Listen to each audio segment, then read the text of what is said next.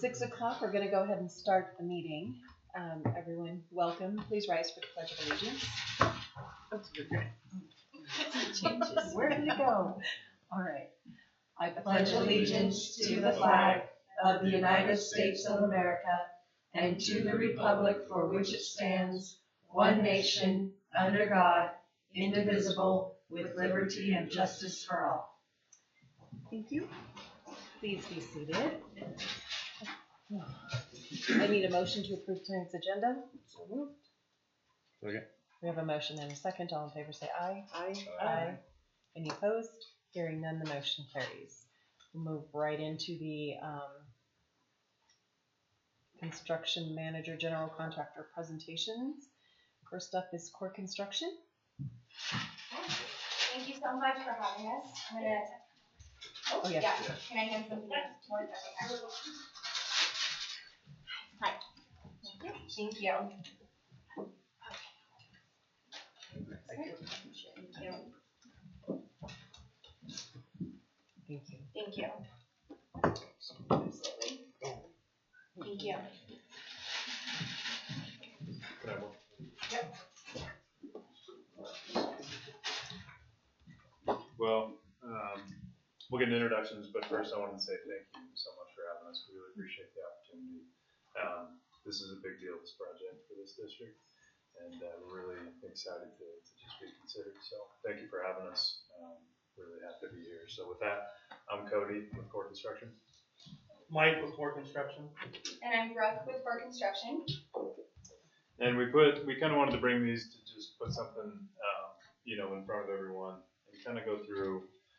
We've worked in this city for, this really part of Idaho for, the better part of since really 2020, 2019, in Idaho since 2017. But all that to say is that, we feel that we have good experience here and with these subcontractors that we've listed here. We've gotten to know them very well, and we've gotten to serve two great communities, being the Veterans Home and Veterans in Post Falls, as well as currently Coeur d'Alene Police and the police station. And that's kind of at our core, but no pun intended. But really, we do municipal in K-12, and I think kind of we do a lot of K-12, obviously, but I think one of the things that you're not going to find us doing gas stations. We're not going to do multifamily. We know what we're good at, or we think we're good at, and that's what we really try to stick to. I think there's a lot of intricacies working for K-12 in being that, there's first it starts with, in our opinion, student safety, staff safety, being good neighbors, understanding that, we're on your guys' site, and it's our job to be, hopefully, you don't even notice us, is really the idea or the hope. But all that to say that, it kind of starts with our trade partners and how we select and how we work with them. Using the public bid process, everything's open book per Idaho statute, and being able to bring in this large pool of trade partners and kind of put together a comprehensive number. And I can walk through that whole process, but it could be very informative or it could be really boring, both of those. But anyway, so we wanted to just kind of show. This is a little bit about, some of the local trade partners we work with, as well as kind of put a face with a name a little bit on our dedicated team here. And then just some, we really do feel like, we are a part of this community every day, serving the first responders, the veteran community of this area, and we're just trying to find K-12 to serve, and hopefully, Lakeland School District can be that project. So, but with that, I think, we really just we didn't want to take too much of your time. And I guess that we can dive into, I could talk about course on the face, but I didn't know if you guys wanted to discuss bonds, pre-construction services, our warranty department. Really, I would love to hear from you guys what's important and how can we address those concerns. So with that, any questions? Yeah, I have some. So can you, and I apologize if I'm trying to get logged onto this machine that's not mine.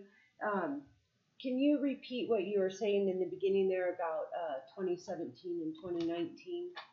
Yeah, so we opened our Boise office was 2019, and then I believe the Post Falls Veteran Home, at least pre-construction, that might have been pre-construction might have been 2019, but we were, I believe, on site 2020 in construction on that. But obviously, there was some front end work that took place. So where is your headquarters at?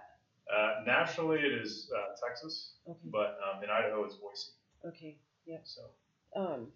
And then I assume you're the one that put together this. I did. Yeah. Yep. And then I saw your title here. Yes. Well, thank you for that. So when you put together your work crews and all that, where do they come from? So really, our trade partners come from this market.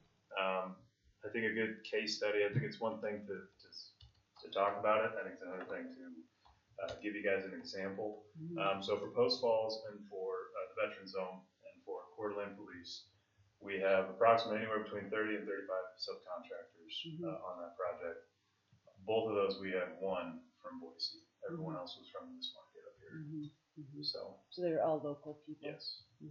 So you guys have only been really in Idaho for a couple of years now, but you've done some larger projects in our community.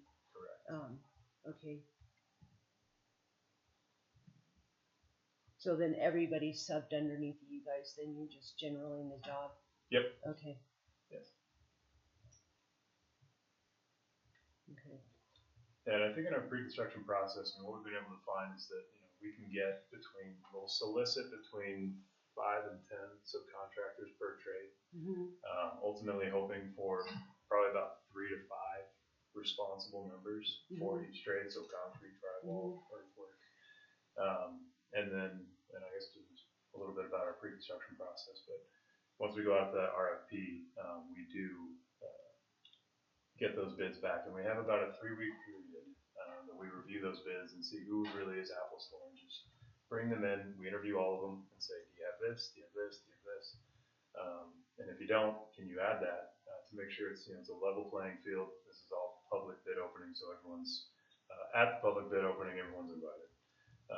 But once we do that, we level the bids, make sure they're complete, get to a guaranteed maximum price, and then we can feel confident and stand in front of everyone and say, you are not going to receive a change order unless I can add a whole other building.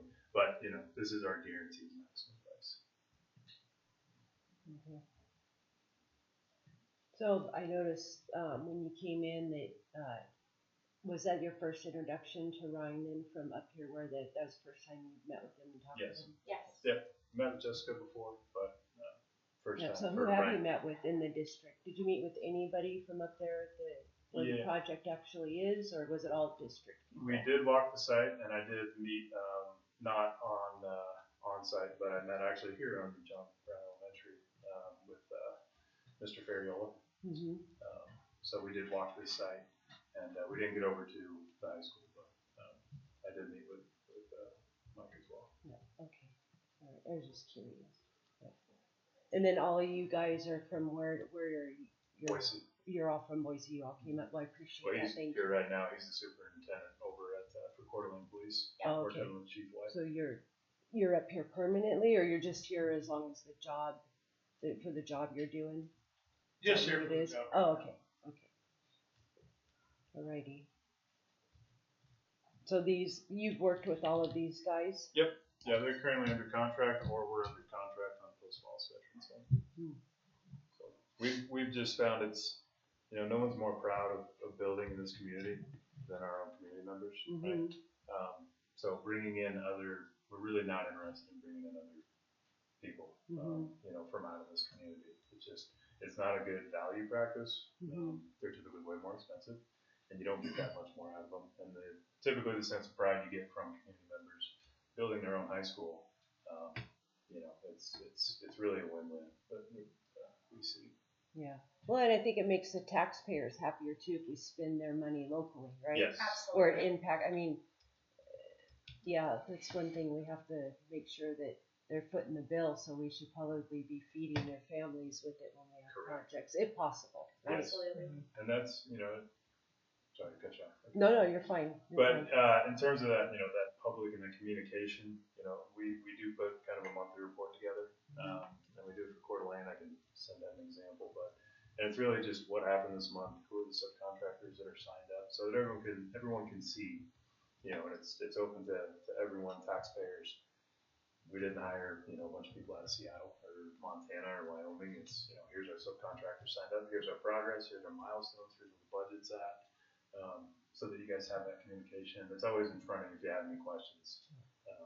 It's a monthly report that we like to put out. So. Okay. I don't think I have anything else at the moment. Do you foresee any problems or obstacles in working with, because this is a community funded project and there are in-kind donations that are being planned for this? Do you anticipate any obstacles in allowing those that have supplied in-kind donations with using them for their services? I don't. I think the biggest, so we've done, projects all over Idaho with that in-kind donation, specifically RM Steel donating buildings to school districts. And really the biggest, I don't want to call it hurdle, but one of the things we ran into to make sure that really all the stakeholders are protected is when we get that donation, not we, but the school district gets it, we will bid that bid package out, and their bid is essentially $0. But what that does, it allows for us to satisfy the Idaho statute requirements, so we're not getting any hot water, at least from a general contracting side. We did send it out to bid.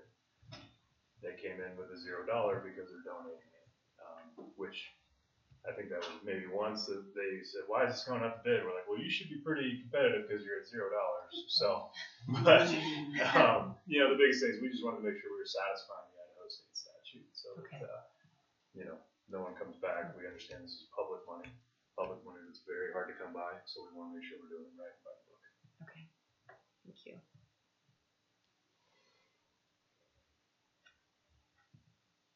I don't have a question. Yeah, that was gonna be my question, so. You threw out a couple of big statistics here. 200 K-12 public school districts served, 600 projects. How many of those projects did not come in on time? It's one of my favorite questions because we're really proud to say every single project course completed has been on time or ahead of schedule. Ahead of schedule. Either or, yeah. We like that. Perfect. As long as the budget is good too. Right. Yeah. How about percent of change orders? So that was kind of, and I would like to congratulate you guys too, or not congratulate, but just say thank you for using CMGC. I think it's one of the best vehicles to serve clients in school districts, bar none. And what in that pre-construction, I guess I'll just walk through it if you don't mind. But so what we'll do is, I know the state statute requires that we go out for bid, and we advertise at least 2 weeks ahead. We'll do that, and then once we get to go, we'll send out the RFQ or RFP request for proposals.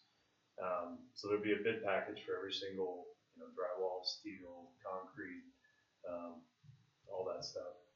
We will get those bids back, and we'll go, okay, we got 3 bids, and one was $1,000, one was $2,000, one was $3,000. And we'll bring all 3 of those subcontractors in, let's just say for drywall. And we'll say, did you have this? And they'll say, no, we didn't have this. And this guy will say, yeah, we had it, but we didn't have this.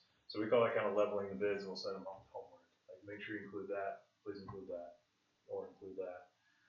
And once we feel that those bids are really apples to apples, they're bidding the exact same scope, then we will pick the apparent responsible low bidder and recommend to the district, this is who we feel is responsible and low.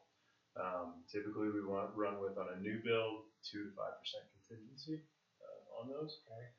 But once we give you a guaranteed maximum price, there is no change orders.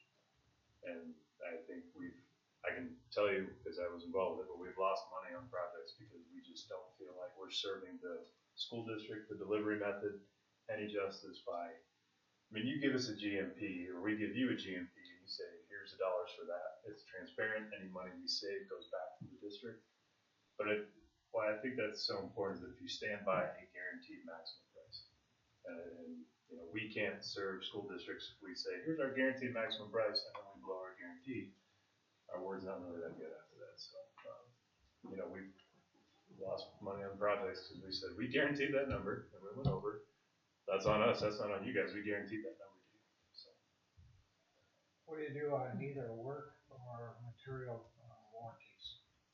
So we have, I should try to pull it up, but so we're typically the spec will call that out. I think standard is 2 year, but we have a warranty department and a warranty website where this project will get a website and A custom page, yeah, just for custom your page. guys' usage, yeah. And every issue that, let's say, Mr. Ferriola has, he'll say, you know, the air handler unit number 1 is, you know, not working, let's say. He'll put that comment in there and it's locked in. So there's essentially an entire history on every warranty call that we have with this project. So we can kind of see trends like, is that really an issue? That fan coil keeps going out? Like, we should probably replace it. But yeah, standard is 2 years, but you know, if we're in the area, I mean, we would love to stay here. Okay. Working for the police, working for veterans, working for K-12. But you know, we've gone up and we've replaced things 5 and 10 years just because we obviously keep working with districts and they keep calling us back. We're lucky enough. So. Thank you.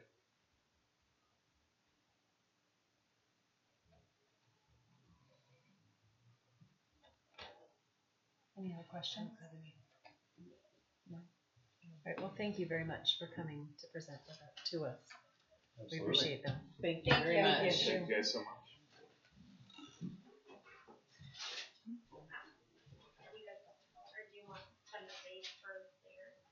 Oh, you're welcome to leave. Yeah. Okay, You don't need to thank you. stay. Perfect. You probably have more exciting things to do. Yeah. I'm just a little bummed you said I didn't make these. Stayed up all night working on these. Yeah. Thank you so much. Thank you very much. Nice to meet you. Thank you. Next up is Emmerich Construction.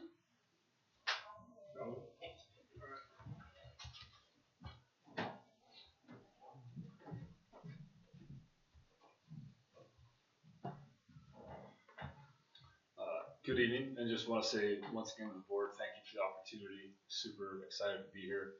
I think part of the thing, like both companies are super qualified, and one of our goals here was just kind of like more to introduce ourselves, who we are, and what we do.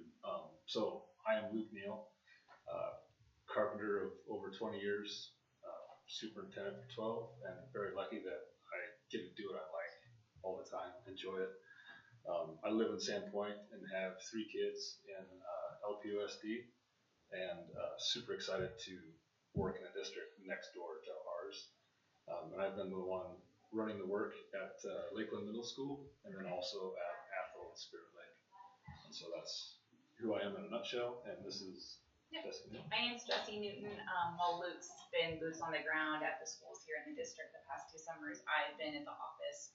So I work there on project coordination, which involves estimating. Sometimes Luke will call me up and just ask me to get something at Badger, all kinds of things, and a bit of a like hub of communication, and then also setting up the weekly owner meetings where we've been meeting with the district facilities manager, the architect, and then our crew. We usually do that every other week in pre-construction, and then in the summer when things are moving along, it's like a weekly thing, so we can just keep everyone in the loop on what's happening.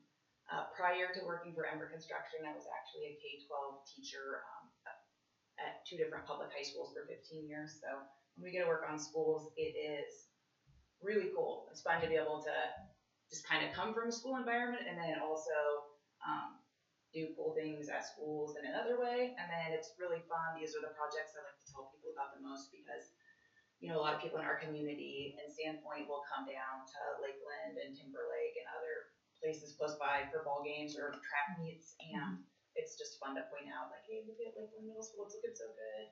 So, yeah, and then I was just gonna segue from introducing ourselves to talking about, just our efforts to have local subcontractors and suppliers. So I have a handout I'm gonna give you guys when we're done talking that has some numbers in it from the last projects here. Just in this district, talking about the amount of dollars we were able to keep basically here or within. I can't guarantee every sub was from this school district, but you know, here or Coeur d'Alene or somewhere pretty close where knowing that keeping those local dollars close to home is really important for the community. That's a win for everyone in the district, and it helps keep the public engaged with the process and keeping the schools up to snuff. So a little bit more about our experience. So I've been the one working with the different principals, like this summer with Shine and Kathy. Also throughout the Lakeland School District, I will say from every custodian to anybody at the maintenance district, it has been super easy to work with and actually really fun and made some really good, easy projects and have enjoyed it quite a bit. One thing that we've been doing for the last 2 summers, I think that helps a lot, is just constant communication on the projects, letting the principals know, maintenance department know just like what we need and what's going to happen so that we can work through these remodels successfully and or keep the school and other facility stuff going, like different programs that come through or may not be able to, depending on what point of the project we are at. My experience in general on projects pretty much goes from like large, heavy industrial metal buildings, residential houses, but most of my experience is in fire stations or school districts. It's pretty much what we do. Been doing a lot. And both those facilities, as you can imagine, take, like I said, a lot of communication and schedule, which communication and schedule are key to a good project going through easily and quickly throughout the summer. Other experience, like for the Timberlake Fieldhouse pole barn, actually just last fall we did a pole barn for somebody off of Sturgeon Road, a 60 by 70 building, from roof, siding, windows, doors, pretty much everything in 5 weeks complete. So we have quite a bit of, and did it a long time ago too prior to that. But and then as for nonprofit projects, worked on some war memorials, worked at a baseball press box, adding a second story to an existing school. And really for lots of school projects, whether they have as much volunteer money as this one does or others, there's always pieces that the owner has that takes on themselves. And so it's really similar in that working with parts outside of the contract. And it's usually pretty easy because volunteers are excited about what they do. And like, Right, quite right. easy to coordinate that part.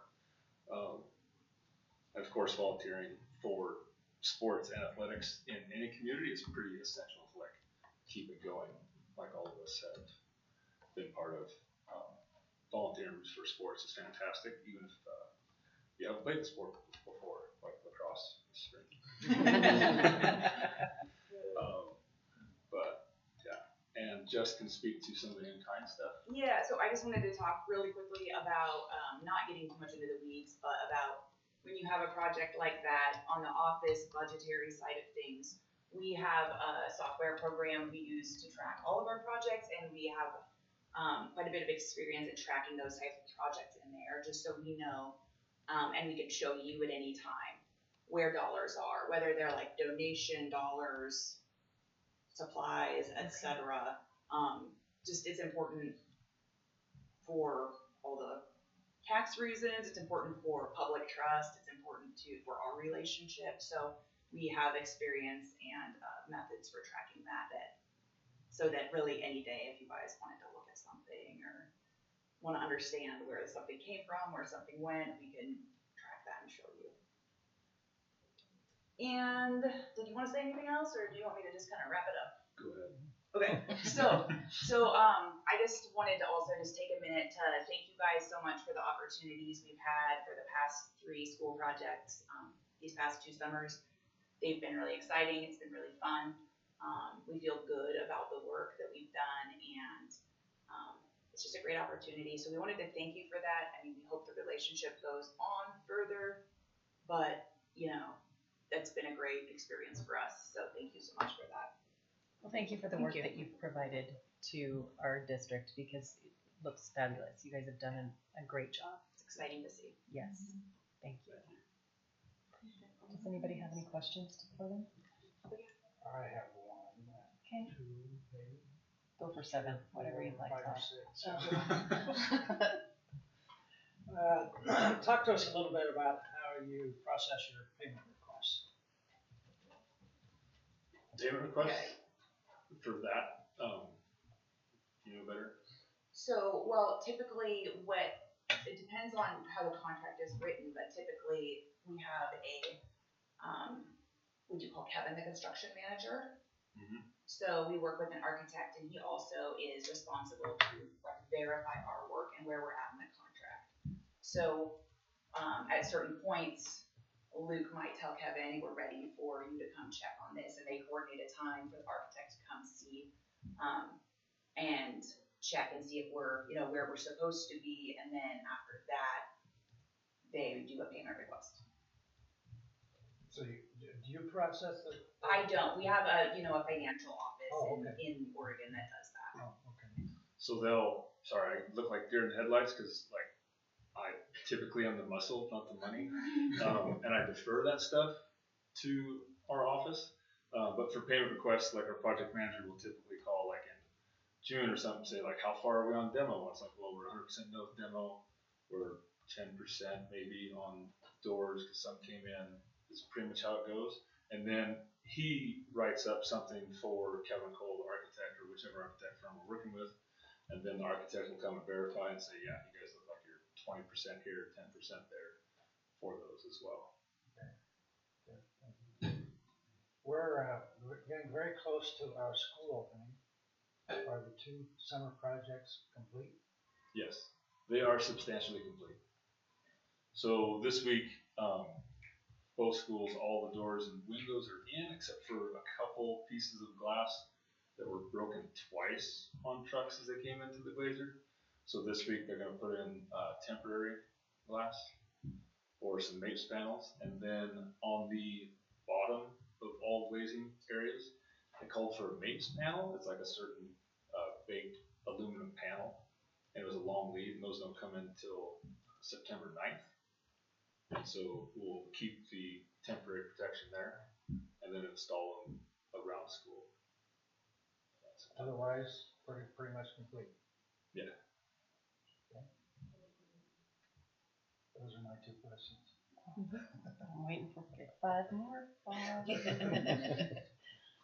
Anybody else have any questions? So through these 3 projects that you guys did, you pretty much had weekly meetings, update meetings on where you were with the project, how, is what I'm understanding you were saying, were those actually happening on a weekly basis, or?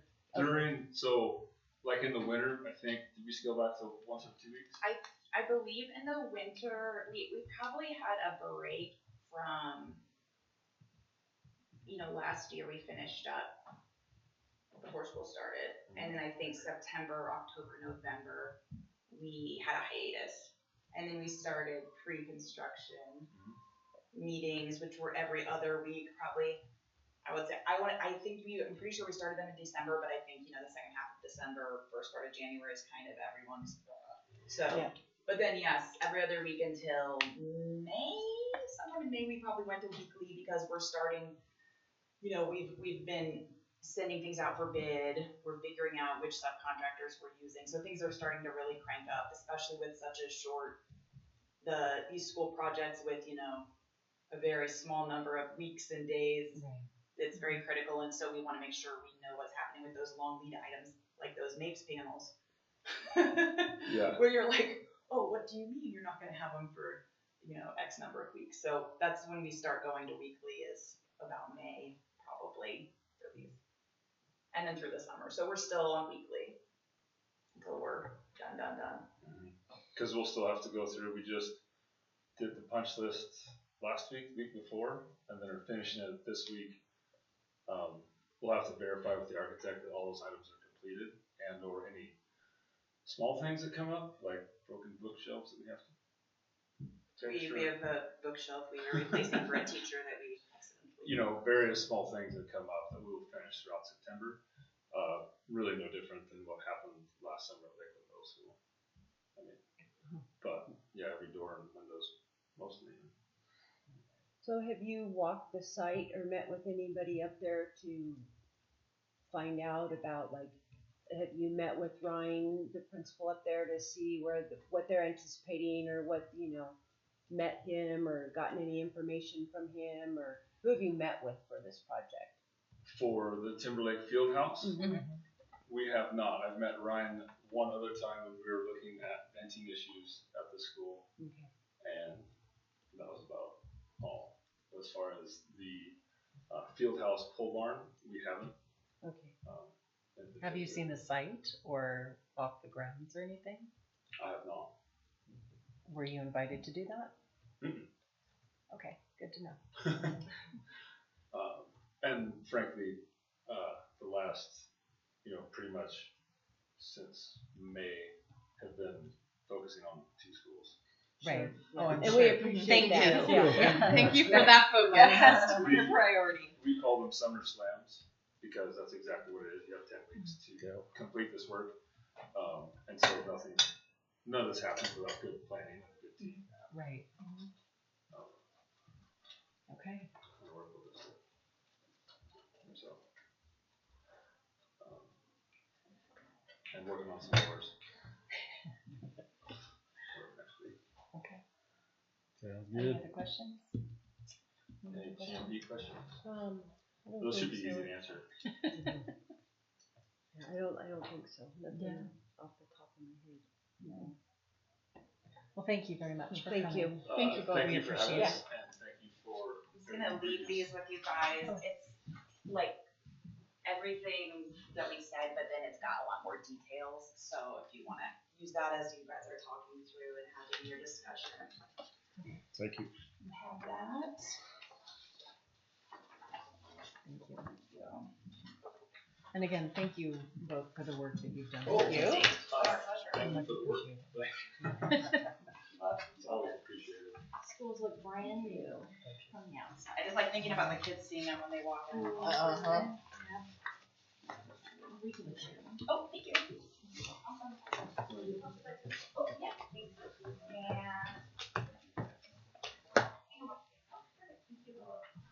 Thank you. Thank you. Have a good evening.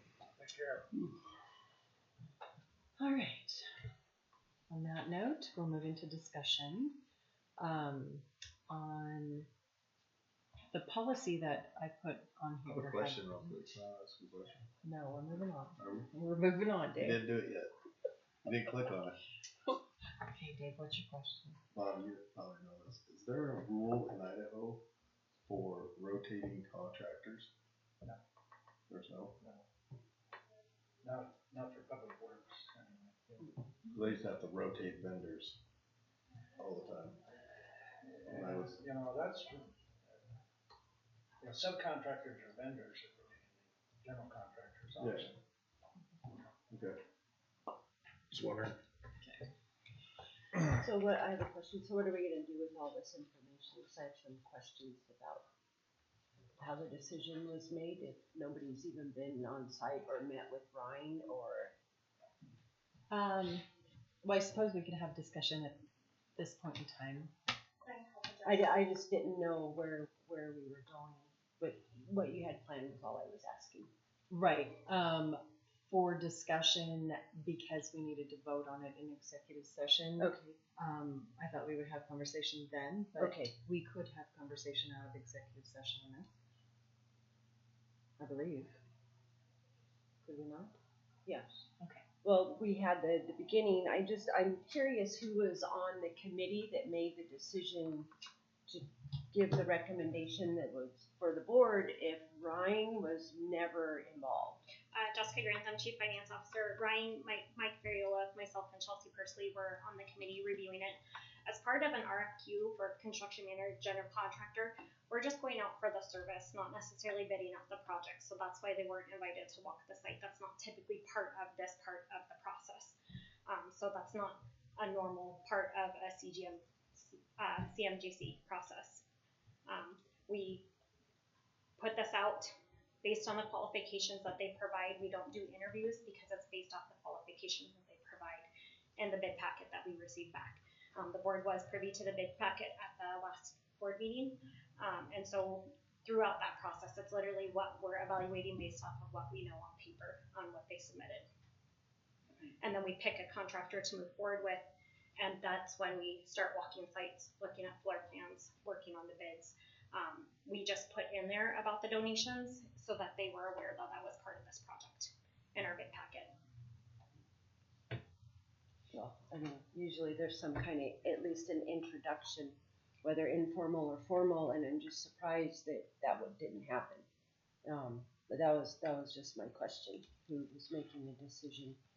It was a committee of 4 people that reviewed all of the bid packets. Yeah, and we didn't have that information. Who was it again? Yourself? It was part of the board meeting last month.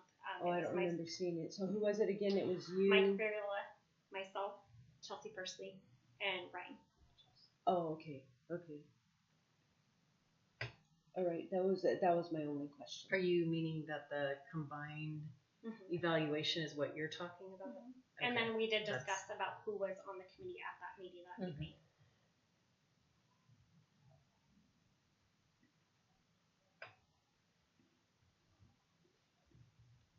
So did you want to have further conversation about this at this moment? No, that was my only question. Okay.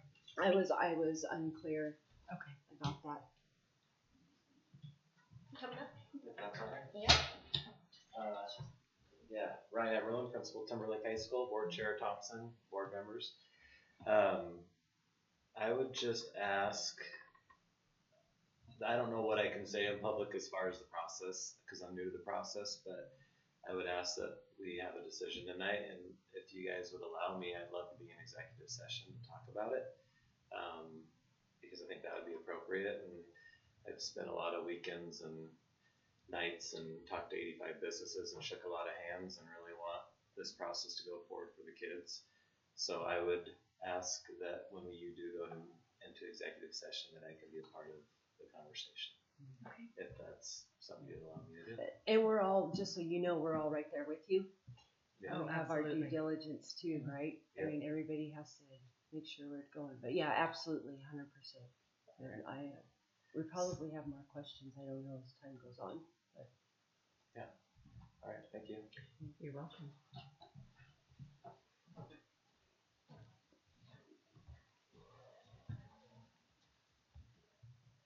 Can we move into discussion items real quick? Sure. Okay, thank you. Thank you. Well, because then we can move on. Yep. Session. Okay, so or we could just go into executive session at this moment if you want, so that we can not keep everybody lingering. Does anybody have a problem with advancing to executive session right now? Since we're kind of on the topic, it's fresh in our heads. It might be a good idea. Okay. Yeah. I need a motion. We'll go ahead and skip over discussion at the moment. We'll move into executive session as long as I get a motion to enter into it pursuant to Idaho Code 742061B and J. So move. Second. We need a roll call vote. Trustee Jones. Vice Chair Bain. Yes. Chair Thompson. Yes. Trustee Quimby. Yes. Trustee Grissom. Yes. On that, it is 6:39. We'll go into executive session. All right, so we've come out of executive session. It's now 7:19. I will entertain a motion on personnel 8.27.2024. I move to deny the resignation letter. Second. We have a motion and a second. All in favor say aye. Aye. Any opposed? Hearing none, the motion carries. I do need a motion on the CM/GC contractor.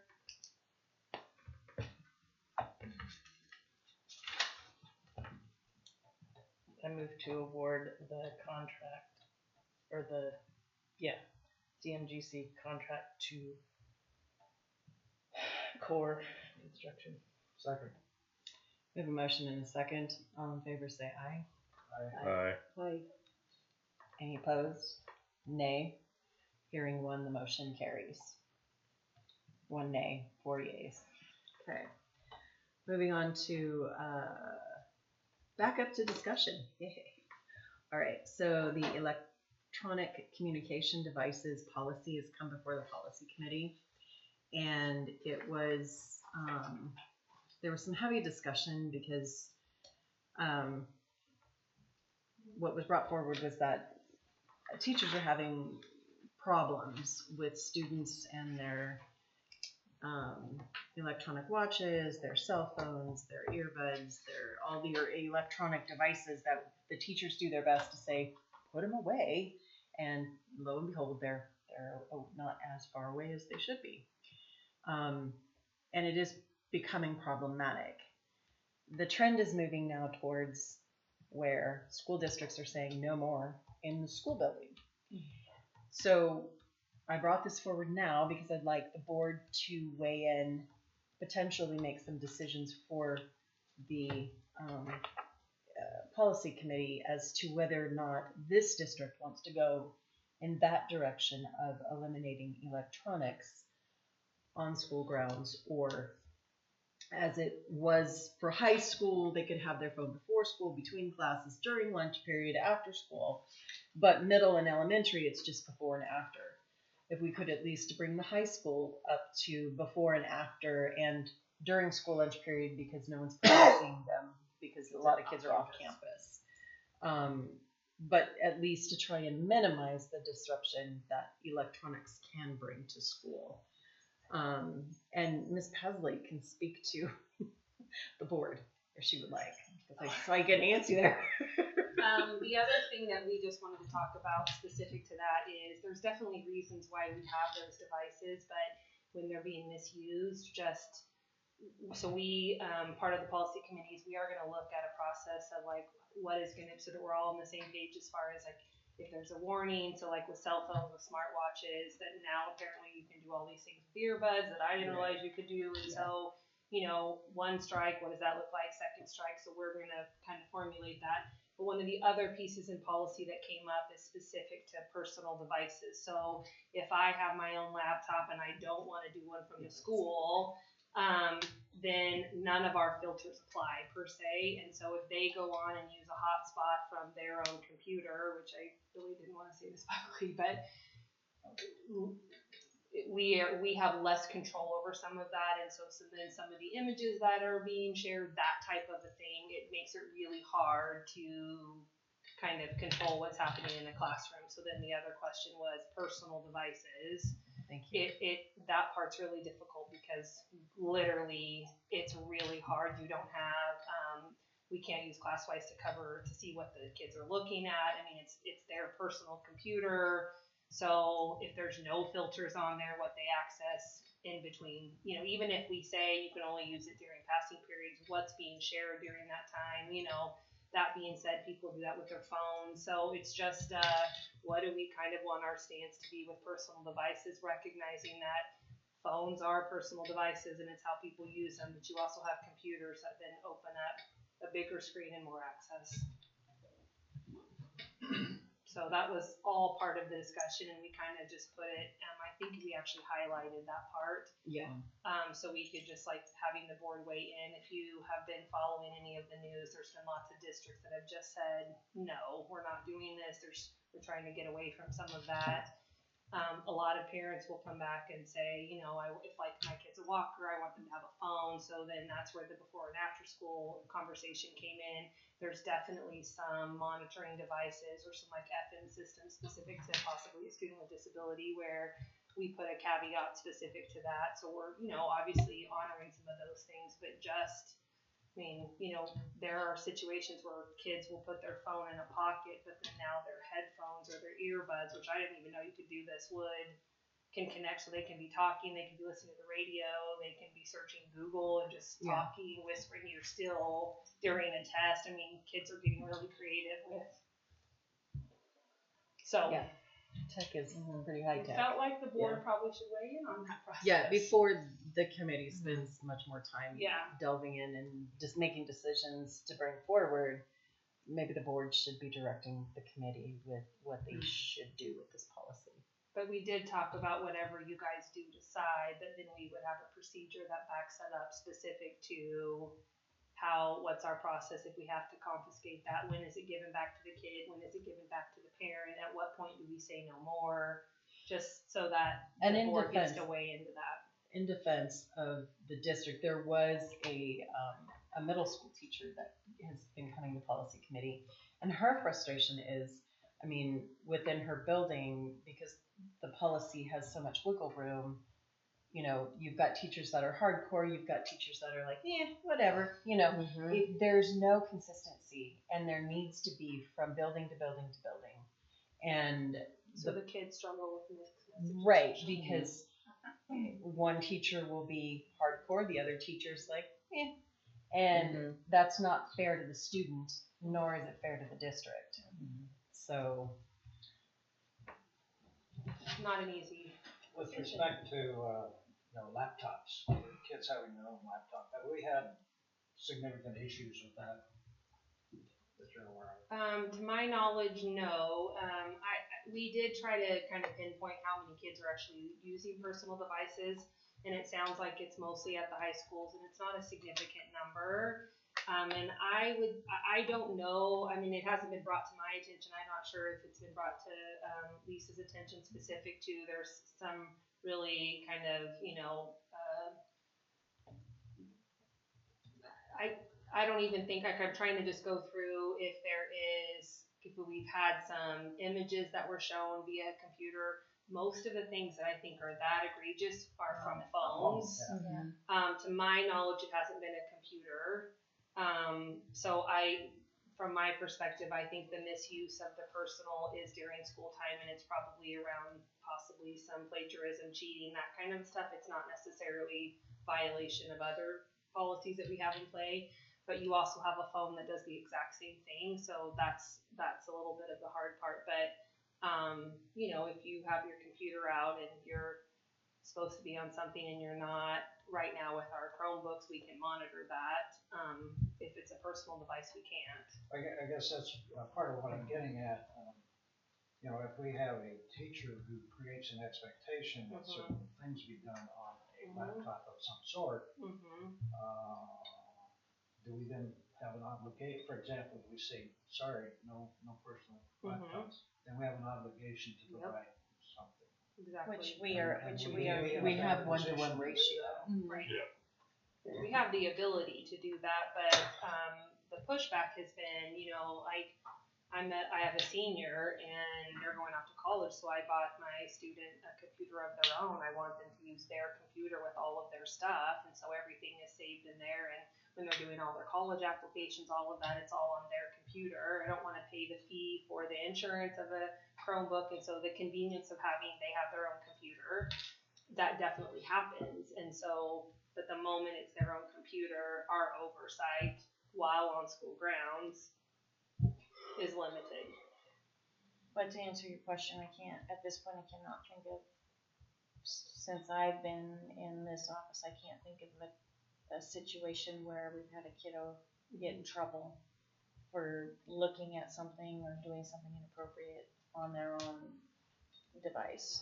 That doesn't mean that maybe we're not seeing it, because we don't have a way to do that. The teachers are saying it happens, but I don't think it's as egregious as it would come to us. But the teachers definitely, people at the policy committee talked about some of those, but to the degree in severity, we have no idea. Yeah. So, Hasn't come to this is there, a couple of questions, is there a way for us, through technology, to govern the access of that computer to the internet? No, because if you have a cell phone and you have a hotspot on your cell phone, then you connect your computer to your phone, and now you're not using the district's internet system at all. Ramona is saying that we can. There's still a way for Anybody us that connects, because you own the hotspot, so anybody, you can filter it. Anybody that connects to it, whether it's a guest or not, number one, you can see all the traffic. As soon as somebody connects, even if you're not controlling, you see all traffic. You know everywhere everybody's going, and you can filter that traffic.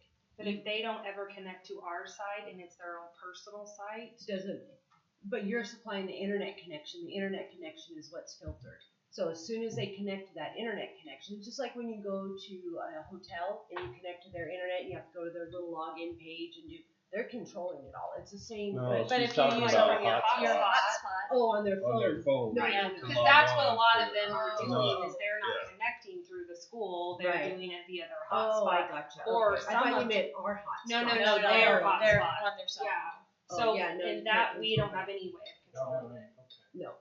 so. I'm not a tech person, so I have to ask these And stupid questions.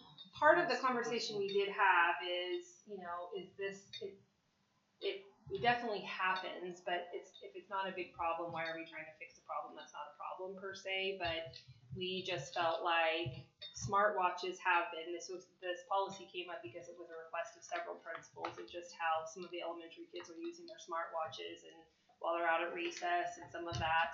And so just wanting us to be streamlined with how we do it, and then the conversation of personal devices. So it definitely is, it's probably a smaller issue rather than a larger one, but it definitely has been problematic. And we have no oversight, so just transparency with that.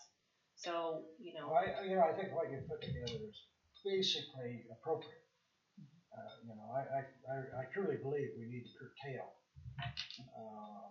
particularly the cell phone use. I struggle a little bit with the individual laptop, and whether or not we can create something that allows us to have control over how that is used. In other words, if I'm a classroom teacher, I'm going to require it, then I'm going to have to authorize the student to use their personal laptop if they choose to do that rather than to use the Chromebook that I will provide for them. Now, if you can create, some kind of policy around that. we did talk Which is about kind of creating an some type interim of step, procedure of if it's misused, then you will be forced to do what's in a proctoring type of situation. But we have a lot of kids that don't misuse it, it's a non-issue. And the reality is if you want to use your computer inappropriately, you're going to use your phone inappropriately. Yeah, well, Just make it mandatory they have to use the internet in the class or in the high school on their computer. Their phone can't be within a certain distance of that. I don't know. So they can't use their hotspot. We do too. We do have hotspots that are ours that we can, Right. Yeah. But they don't use them in school, we check them out so I can use them at home, but Right. I think what Dave is saying is we just don't allow them to use a personal hotspot, that they have to, if they're gonna use a personal laptop, they use our Wi-Fi. Yeah. So that, Well, if the where pers- there's at least a filter. If the personal hotspot is on the phone and the phone is not allowed in school, it's only allowed before and after, with the exception of high school students, it can be used during the lunch, which to me, that's where any nefarious act is going to occur because they're not in the classroom. Right. But, It would probably negate the issue. yeah, it would, because they're not going to have their phone, or they shouldn't have their phone to be able to do that. But where would they put their phone? Because Yeah. we don't have lockers, so how where are they putting their phone? in the backpack. Some Or the- teachers That's true. have the little shoe Slots. slots that they do, and there's incentives to that. Some kids put it in their backpacks. There's a school district on the East Coast, I can't remember where it is, and they got every one of their kids a plastic sleeve that has is it hematic? Is that what that word is? Blocks the signal. It like you close it and it's closed and it's on a Very timer, good. Oh yeah. and then you can't open it to have access to your phone until the end of the school day. That's pretty cool. Mm-hmm. I just So- heard of a school district that allows cell phones during school, and that the teachers incorporate the cell phone into the lesson plan. Google this, Google. Yeah. So. That's a problem. So people go left, people go right. One of the, if we curtail the phones in particular, we will have some parents who will not be happy, because we've had so many years of them having very easy access to their kids. They will call their kids in the middle of class and expect that their kiddo's gonna answer And the phone.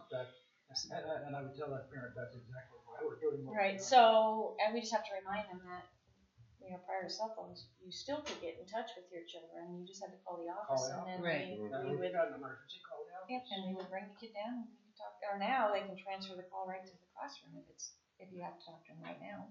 You can talk to them on the teacher phone, but we do have some parents who will not be overly happy about it. But we were trying to push this so, we can get this, in the student handbook.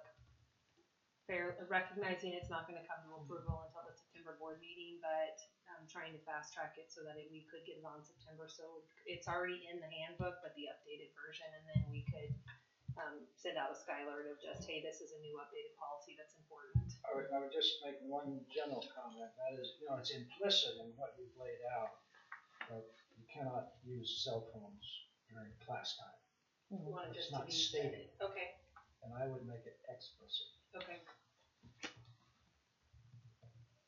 I think there's actually language in there that says unless a teacher wants to use the phone, unless we struck it. There was language in there which made it kind of up to the teacher as far as. Yeah, and I don't like that. I think if we're going to say before and after school only for all levels, and then at high school, obviously lunchtime, that we have to hold firm. I mean, they all have Chromebooks. There's really absolutely no reason anymore that they need to have. That's why I say it's implicit that they can't do it during class time, but just for the oddball, I would make it very clear. It cannot be used during class time. I don't know about the issue with, special ed kids and that kind of thing. Well, and we have some diabetics who have the monitor, and then it's on their phone. So there is language. We talked about making sure that if there was a health plan or an IEP that required some sort of assistive technology, that would be allowed. Then I would make it explicit for that use only. Right. And I do think we have to have an accompanying procedure specific to if that that policy is abused or violated or whatever, like what's our process gonna be, because Right. Some of these phones are very expensive, and so is it sitting on the teacher's desk? Is it going into a locked drawer? Is it going up to just what are we doing? So at what point are we giving it back to kids? And so. Well, I think if there's a violation in my classroom, I'll pick it up and give it to the principal. If you want it back, you go talk to the principal. We don't have that written out. I know, but that's Yeah. That would be the approach that I would want to use. Yeah, I wouldn't want And the if it happened a responsibility. second time, there'll be a period of time where you can't bring that to school, period. And the third time, ever. The problem is how do you Monitor? monitor? Yeah, exactly. Well, if a kid violates it 3 times in a row, then that jumps him into a different policy. Okay. So what I hear you say, Bob, is there needs to be some more explicit language with respect to when a phone cannot be used. Cannot be used in classrooms. Right. Okay. With the exceptions. Does anybody else have any input? So we can get this dialed in. How many strikes until they just can't have one at school? 12? That's a lot. We haven't built that yet. That's the procedural part. Yeah. The policy has to get written first. So we'll turn it over to the procedural committee of one. I've been writing. Yes, that's true. That's true.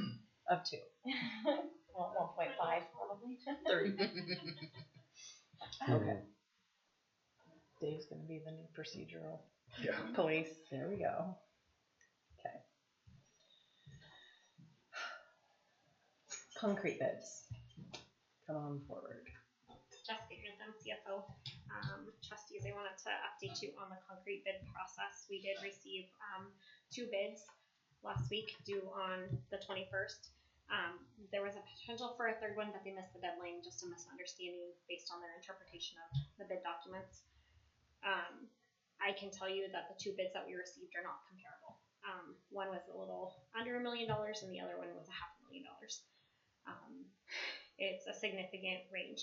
They both bid on the square footage that was provided in the addendum at 4 inches of concrete, but from that point forward, it was not comparable. That's where the bid stopped for one company. The other company outlined concrete curbs, they outlined asphalt repair, they outlined rebar in certain parts. It was just a more comprehensive bid. In order to have a fair and equitable process, they're not comparable. So I would like to work with an architect to get specific specs per job site and then receive a new round of bids based on those specifications, and you can't modify outside of those. Both of the companies did indicate they would not be able to do any work until next summer. So I feel if we can get this done quickly, we would still be on track to get the work done at the end of school year next year. And potentially have another company bid it. I'm not surprised at that outcome. What I would suggest, if you want to save a little money with the architect, I don't know how they are for charging you for services. You can go to one of the spec books from one of our prior projects and pull out the concrete chapter or section for that and get all the specs that the architect's going to give you and charge you for it. But when's the last time we had any concrete work? Twin Lakes. When they built Twin Lakes on All the Was that concrete part of the for building? front. Was that a bid out as part of the Twin building? Lakes. it would have been the It would have been concrete built work. out as part of the building. Yeah, that's contract work. So I will, That's, at least take a look at it. yep, If you're not absolutely. comfortable, going that route, you feel like you gotta have the architect. I just wanted to inform you sooner than later, just because unfortunately it was too varied to be able to make a good decision. Not knowing what one wasn't providing or needed to provide versus what is potentially overkill on the other. Do you know where the document that Bob's talking about? I will try and find it. Well, I don't know anymore. I don't know where they used to be. Well, everything used to be in the filing cabinet, and everything that used to be in the filing cabinet went away because we don't do paper. So What happened to? I haven't seen What any of those happened to documents. building plans? The big rolls of building plans? I have not seen that since I started here. Yeah, I know when I was principal at Betty Kiefer's building plans were at Betty Kiefer in the vault.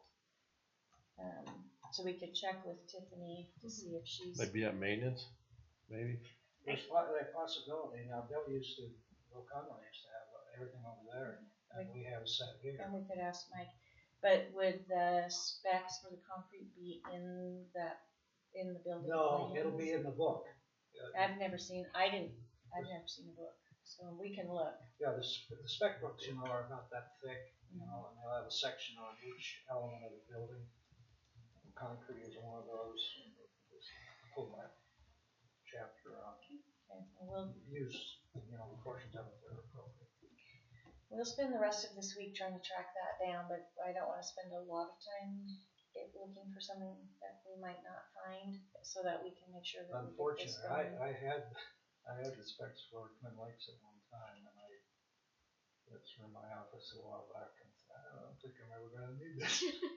Well, we will look, because we do have the old bank vault downstairs that has some things in it, so we can go down there and look in it.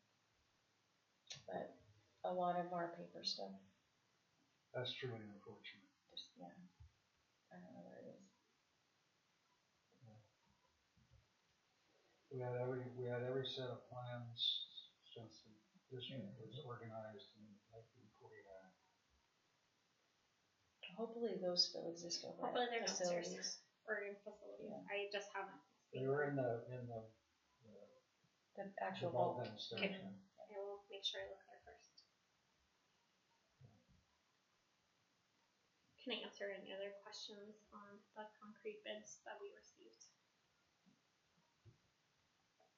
I don't have any questions. It's hard to have questions without looking at the documents. So.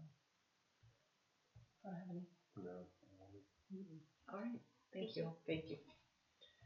Okay, moving into the work session. We have 15 minutes. Yep, we do. Well, no, mine shows. Oh, yeah, 15. 15. It was 41. It's 44. I need my different glasses.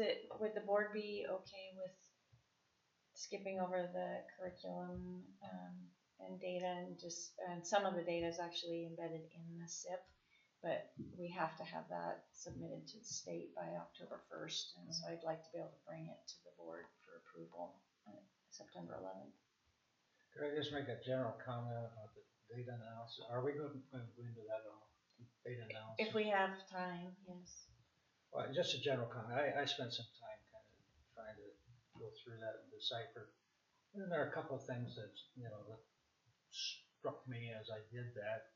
If I were going to give a gold star to a school for the work that they've been doing, it'd probably go to Twin Lakes Elementary. And if I were going to give a silver star, it would probably go to Lakeland High School. They appear to be on task and on target to get the right stuff done and get the kids ready. Jimmy's goal is to be the first high school in the state of Idaho to be at 80% proficient in math. That's his goal. Yeah. And Mr. Eberlin has been spending a lot of time talking to Mr. Hoffman about what they did so that they can I like to hear that. Yeah.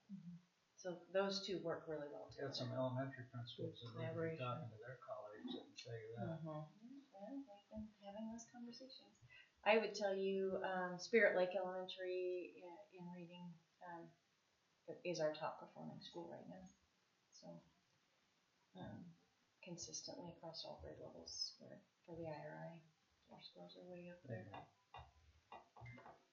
Kudos to those who push through. They're all going up, though. They right? are all going up. Yep. Yeah. I know we're gonna work on the SIP, but just because you guys have that, and then whenever we come back to that, if there is additional, just because you have it now, don't answer this right at this moment, but as you process through that, if there's a different way that you'd like to see that, or I tried to give you like, here's an overview, but then here's specific to each building so that you really could see your strengths and your weakness areas. So if after you sift through that, if you have some feedback how there's another way I can present it or a better way, or just, please don't hesitate to let me know. I think what you gave us was great. I mean, you undoubtedly do a deeper dive. Oh, yeah. Because there's some grades, for example, they're doing well, and all of a sudden they're not. And then the next grade level, they're doing well. There's something going on there that needs to be looked at, that kind of thing. Yeah, and I think the data piece that's Lynn's baby. That's what she spends the majority of her time doing, working with principals and teachers. And I think she included in there some of her instructional audits that she requires the elementary principals to do, where they have to be in the classroom for a certain amount of time, and they're looking at what tools are they using to teach this, how much time are they actually spending. Yeah, and so she works very closely with the elementary principals. Last year, I let the elementary principals know that the goal was that every grade level in their school needed to be at 70% proficient, because we're working up to the 90. We had several who hit that, and then we had some who didn't. This year, hit the halfway mark though. Yeah. This year, the goal is 75%, and those who didn't hit 70 were a little bit concerned, and because we hadn't for 6 years talked about, prior to Lynn and me in these positions, we didn't even talk about student achievement. So now they're being held accountable for that, and it will show up on their evaluation if they don't hit the 75% this year. So, but we're doing that and providing support to help them get there. But we definitely have some schools who have figured out what it takes to get kids reading at grade level. So, and that's the right work to do for kids, because that's why we exist. So. Exactly. Okay. So as far as the SIP tool, I just today got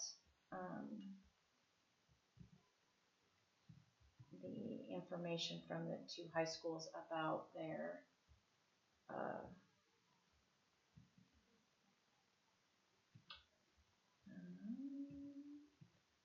the percent of high school seniors who, no, that's the college and career. Where is it? This is in a different format. It's the question about what percentage of, it was our metric, what percentage of juniors took at least one dual credit class, what percentage of seniors, and then what percentage of students completed a certification CTE. I don't see that on here though. Oh,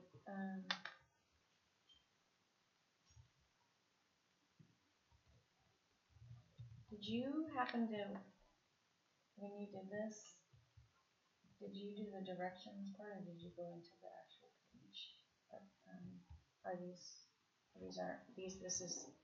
This is the example page on that workbook. I didn't even think to look at that. So, I just uploaded yeah, there were 3 tabs at the bottom. The first tab was the example. Yeah, so, okay. I'm just going to show you the zip.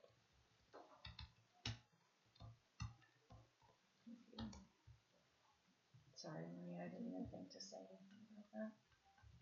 We did a little offers training as a math test that I can have for 6 through 12th grade for geology and science and 9 through 12 math.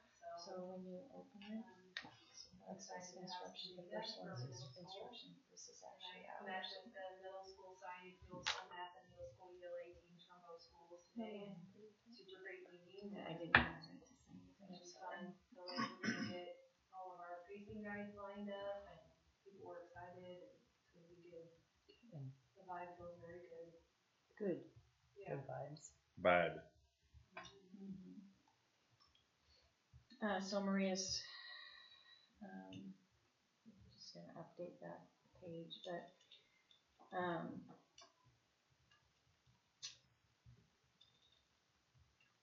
I just shared with you the actual document. I just didn't even think to explain to her the tabs at the bottom. I'm sorry. So what she uploaded was the instruction and examples instead of our actual metrics for this year. Good, because my question was going to be, who came up with these increases? And how did we get there? Because it's not what it used to be. Yeah, that was my fault. I didn't even think to point that out to her, so I apologize.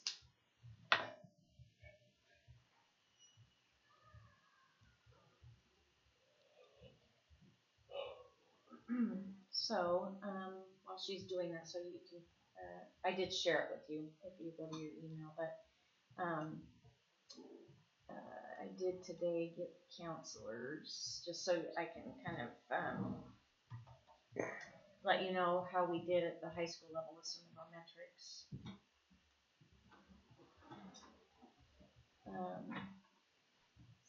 So Timberlake High School juniors, 30% of the juniors took at least one dual credit or AP class. And 53% of the juniors at Timberlake received at least one certification in CTE. And then seniors at Timberlake High School, 47% of the senior class took at least one dual credit or AP class, and 58% of the seniors last year received at least one certification in CTE. So that was Timberlake's numbers. I'll combine them. At Lakeland High School, 56% of the juniors took at least one credit of dual credit, 59% of seniors, and then the percentage of high school students who took at least one CTE course, not certification, 54%. So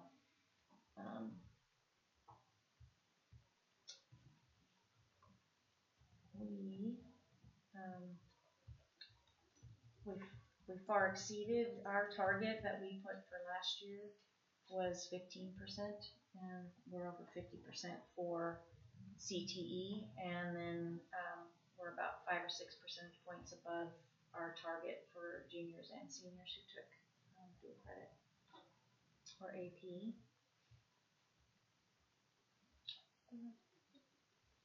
Thank you. If you want to refresh your page, you said that you now have our document.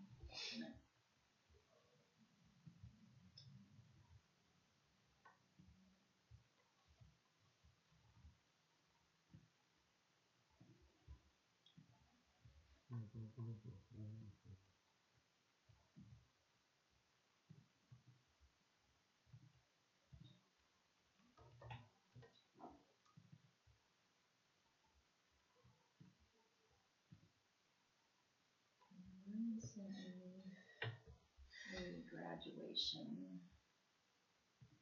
the grad rate of the state.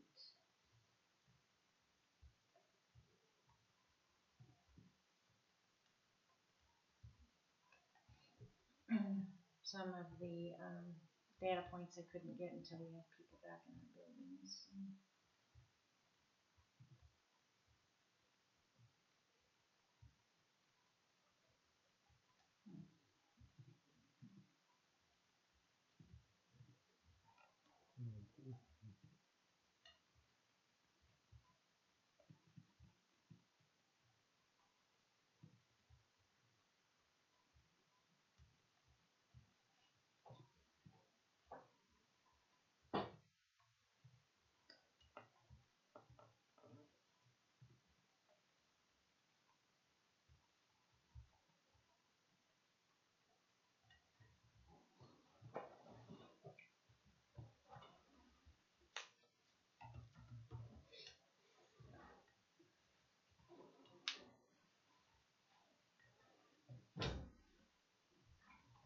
I'm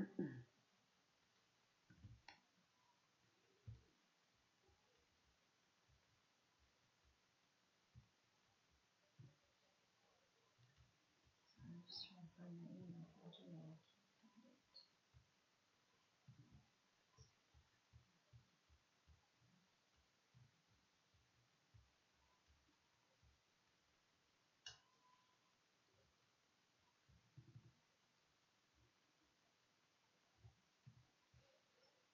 So I have to combine these numbers, but Timberlake High School's grad rate was 97.6. Remember, that's the 4-year cohort, so what percentage of freshmen graduated as seniors? Lakeland High School is 92.7, and Mountain View was 91.1. So we're 93-94% grad rate. And our target was 95, so we're probably just barely, just a little bit under that.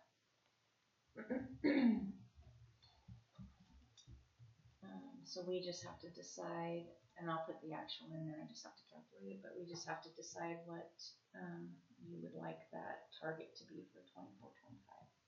The challenge with the grad rate is when kids leave, they withdraw, if they don't know for sure where they're going, and then they don't request records, if we don't have a document signed by a parent saying that we're leaving, where we went. They count as a dropout, which is challenging, but our admin assistants do the best they can to try to get some sort of documentation from people. So where would you like that metric set?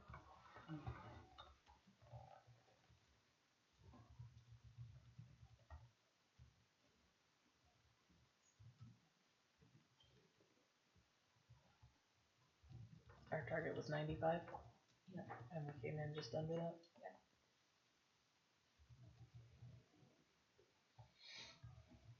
So is the 24-25 SIP metrics template part 2 bracketed 3, is that ours? Yes. Okay.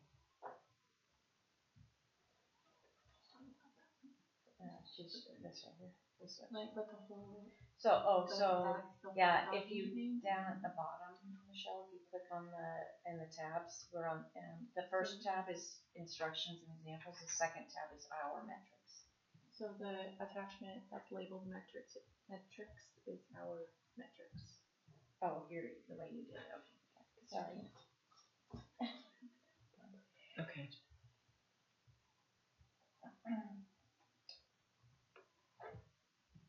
Did you find it? So, yeah, what was your question? I What do looked you at want it. us to Oh, bump up? what do you want the target for the 24-25 school year to be for the graduation rate? The cohort graduation rate, and we're at 95%. That was our target, I think, we have 97, 92, 91, and if we average those, it's gonna be probably just like 93 or 94. Realistically, the cohort, I don't think you're gonna get much above that.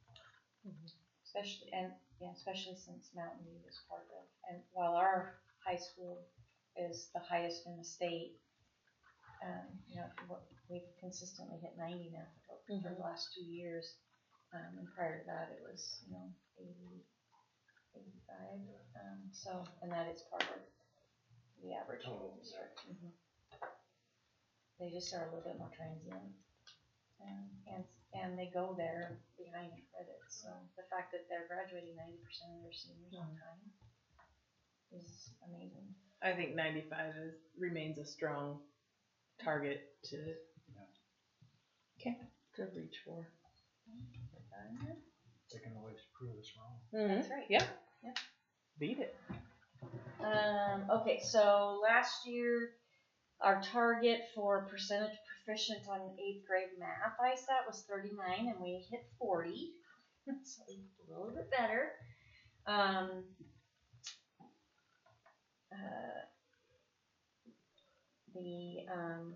That's an area where I feel like we need to push.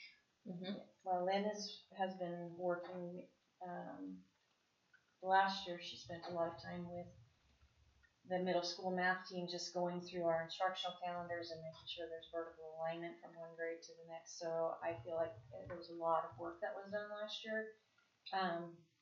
And they are starting to, they're getting kids now who were at 8th grade who have been in our iReady math. This will be their 3rd year. So there's some continuity with vocabulary and the way things are taught. And so The other piece is just getting them to look at some dailies and a little bit of time, just prepping for the fact that we are gonna look at the data and look at where there are some weaknesses, and then look at our curriculum to see, is the weakness in the material we're using, we need to beef it up, or we need to put it into practice, like how are we teaching this? So, I feel like,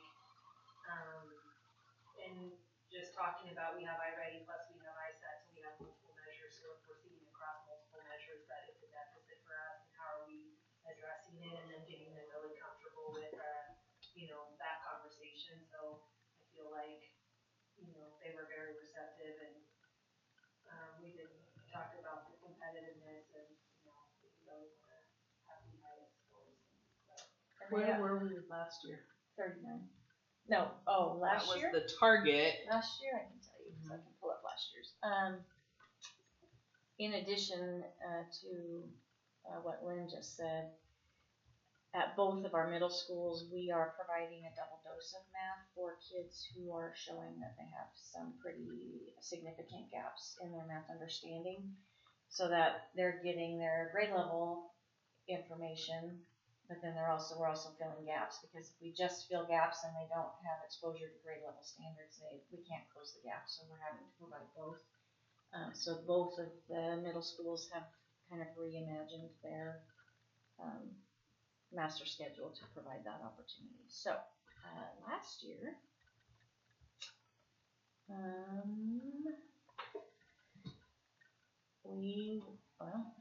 last year we were at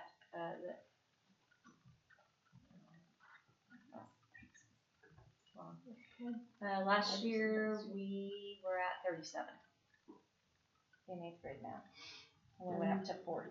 Then I say we go 3 more percent.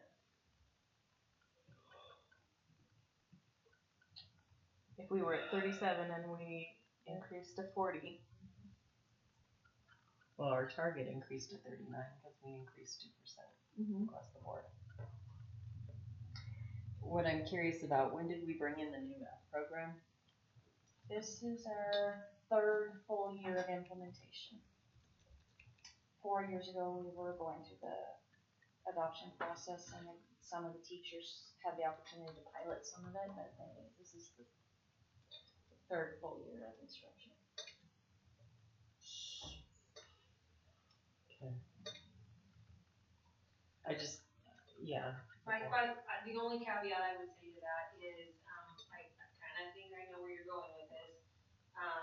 The issue is this is not an excuse, but you do have to remember over the course of the last 4 years, we've had multiple versions of the ISAT because we had the adjusted one, we had the regular one, so we went from 57 questions to 20 questions to 57 questions, so it hasn't necessarily been apples to apples.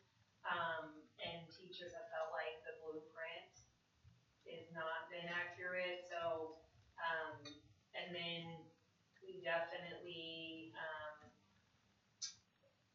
are working on making sure that we're having some fidelity to our pacing guides.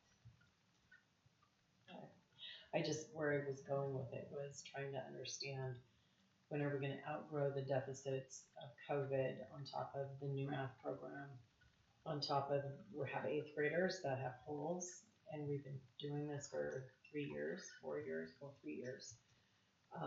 And just trying to remember to incorporate all of that into the understanding. The other part that the math teachers are struggling just a little bit is the math ISAT this year only had 19. There were only 19 questions on the math ISAT, and we aren't quite sure how they actually were able to determine the kids' level of proficiency on all of the standards that are required to teach with 19 questions. So it's for the teachers always feel like it's a little bit of a moving target, but our goal is it doesn't matter what the assessment is if our instruction is good and our tool is right and we have some fidelity to what we're teaching and how we're teaching it. Our kids should be able to take any assessment and be able to show some proficiency. So we did make some growth this year, so that was good.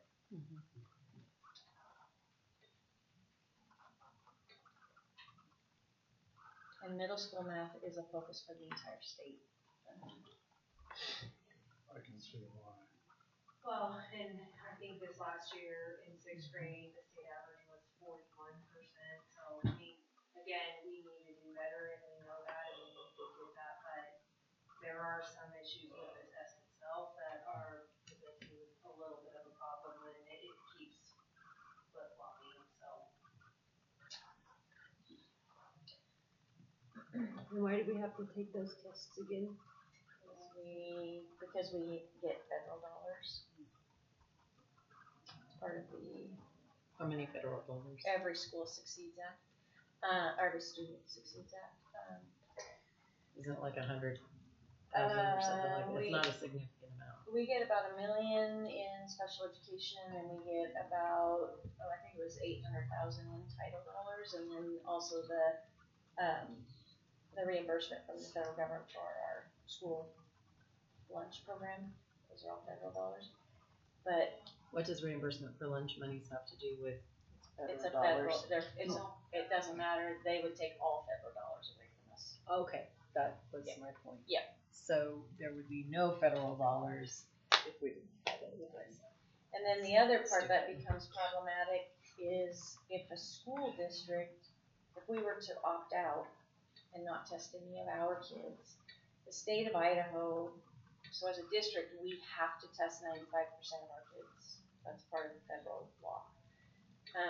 And the state also has to test 95% of its kids. So if a whole school district backs out and we don't hit the 95%, then the state doesn't get any federal dollars. And that's all federal dollars. So that's our infrastructure dollars, the roads.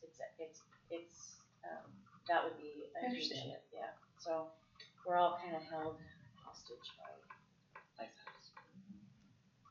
This Jeffrey Thomas from Madison County actually told the state we're opting out, we're not going to do it, and they ended up testing because of the hundreds of millions of dollars the state of Idaho lost federal dollars. But again, our kids should be able to demonstrate some, yeah. That's gonna be interesting. Our goal is that our kids are gonna be able to demonstrate proficiency regardless of what the test looks like. So. Right, as long as they're being taught what's on the test. If they haven't hit that yet, I mean.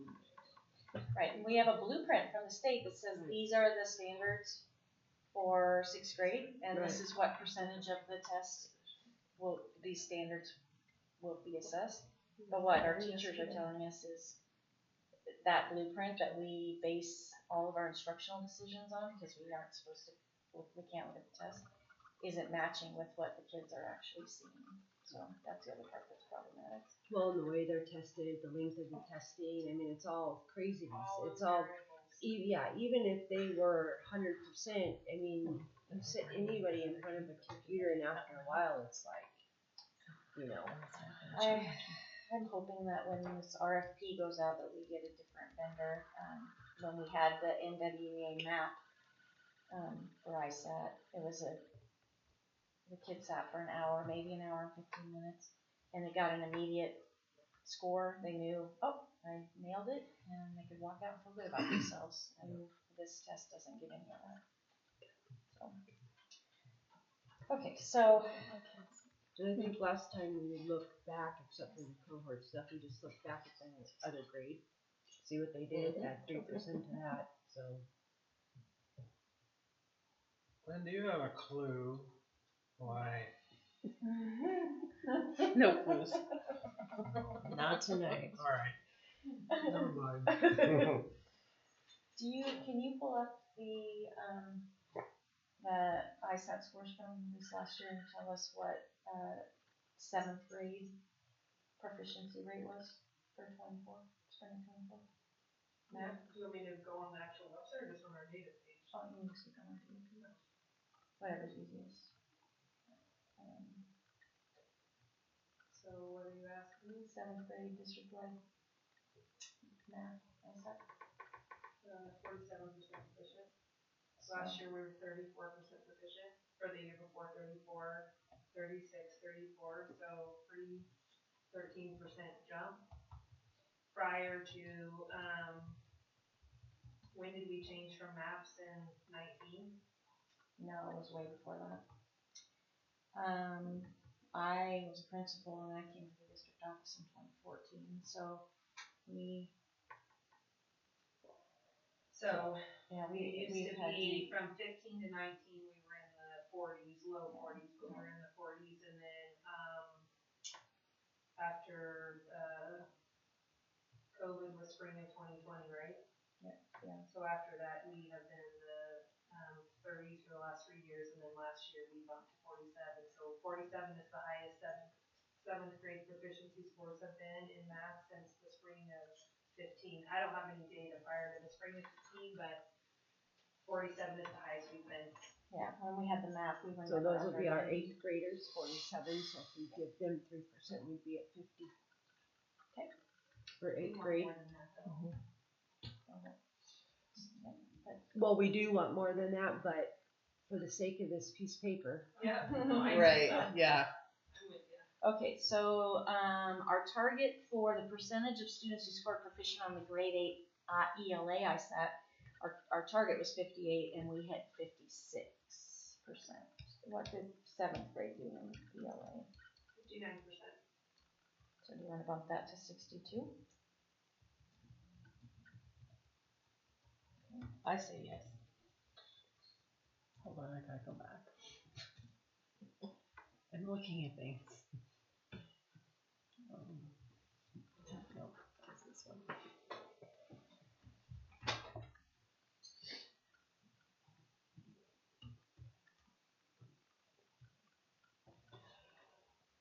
So are we bumping up 3%? On everything, is that what you're from? But we're looking not at this year's 8th grade scores, but at last year's 7th grade. Yep. So our goal for 6th grade math was 41. We hit 37. What was 5th grade math last year?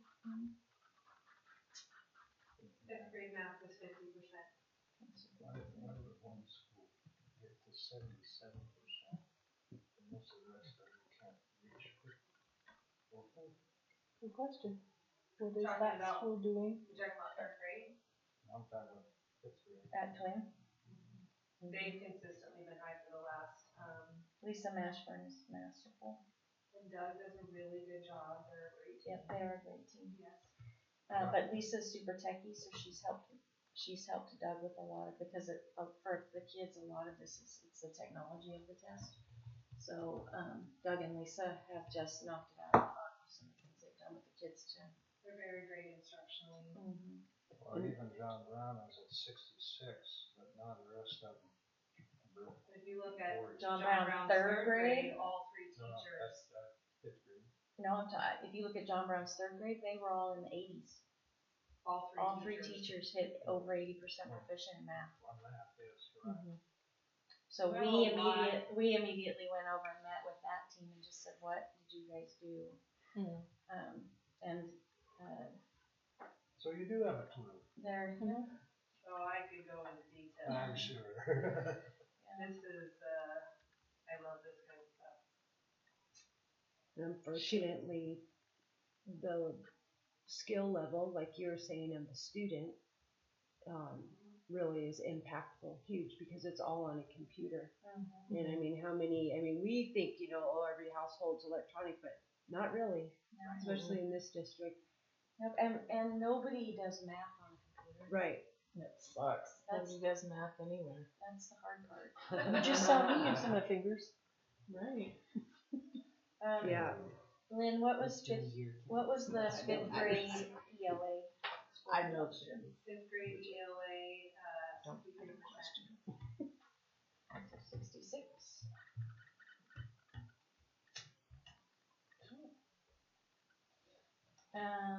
And then our IRI scores, so our three buildings who have consistently had high IRI scores kind of brought up the overall score, but so our goal for kindergarten was 76, we actually hit 82. I will say these are the highest kindergarten scores we've had across the district in a long time with all 6 buildings. But there has been a real concerted effort by 2 buildings to really change their makeup. And I feel like you're reaping the benefits of Twin has made a real conservative effort. Tiffany has done a great job of just really trying to coach her team and see what the deficits are and really come alongside with kids. And Shine has done the exact same thing. The other buildings are doing great things too, but they just, those 2 buildings had some low scores and they really turned it around. But kindergarten across the district, we have seen great gains. First grade, last year we were at, in 23, we had 69% proficient, we're now at 78. Second grade, we were at 72 in 23, bumped up to 73, but some of the highest second grade scores. We have probably 6 or 7 teachers that have had 100% proficient. We haven't had that in forever. And several who were in the 90s. Right. So, I mean, IRI scores are the highest they've been. We definitely have some areas that we have to target, and we've known that, and we've been watching those really closely. And I individually met with those principals about what are we doing, how do we support those teachers. Look, if we got down to the kid level, how do we support the kids? What are we doing? But the one grade that, and I do think back to Trustee Grissom's point, this is the grade that's taxed with assessments and it's all digital. The one grade that we recognize that we need to just really support is third grade. Between the IRI and the eyesight, it's a lot. And so I think that there's some testing fatigue by the time May comes. And so across the board, it tends to be our lower. And we just need to, there's some variables that we need to take into place because we see a lot of gains and then we start to see that fatigue hit. So we just need to talk about that. But we do have a couple of buildings who that did really well. Yes. Yeah. are figuring it out. So, the only with those other mastery teachers to find out what they're doing and making. yep. getting it. And I don't know if you guys have been following the news, so the state went out for an RFQ specific to a new IRI. I was on part of the committee that went up with the specs about what we were gonna do. Well, one of the qualifications that I guess was not presented to the team was that it needed to be one of the state approved vendors.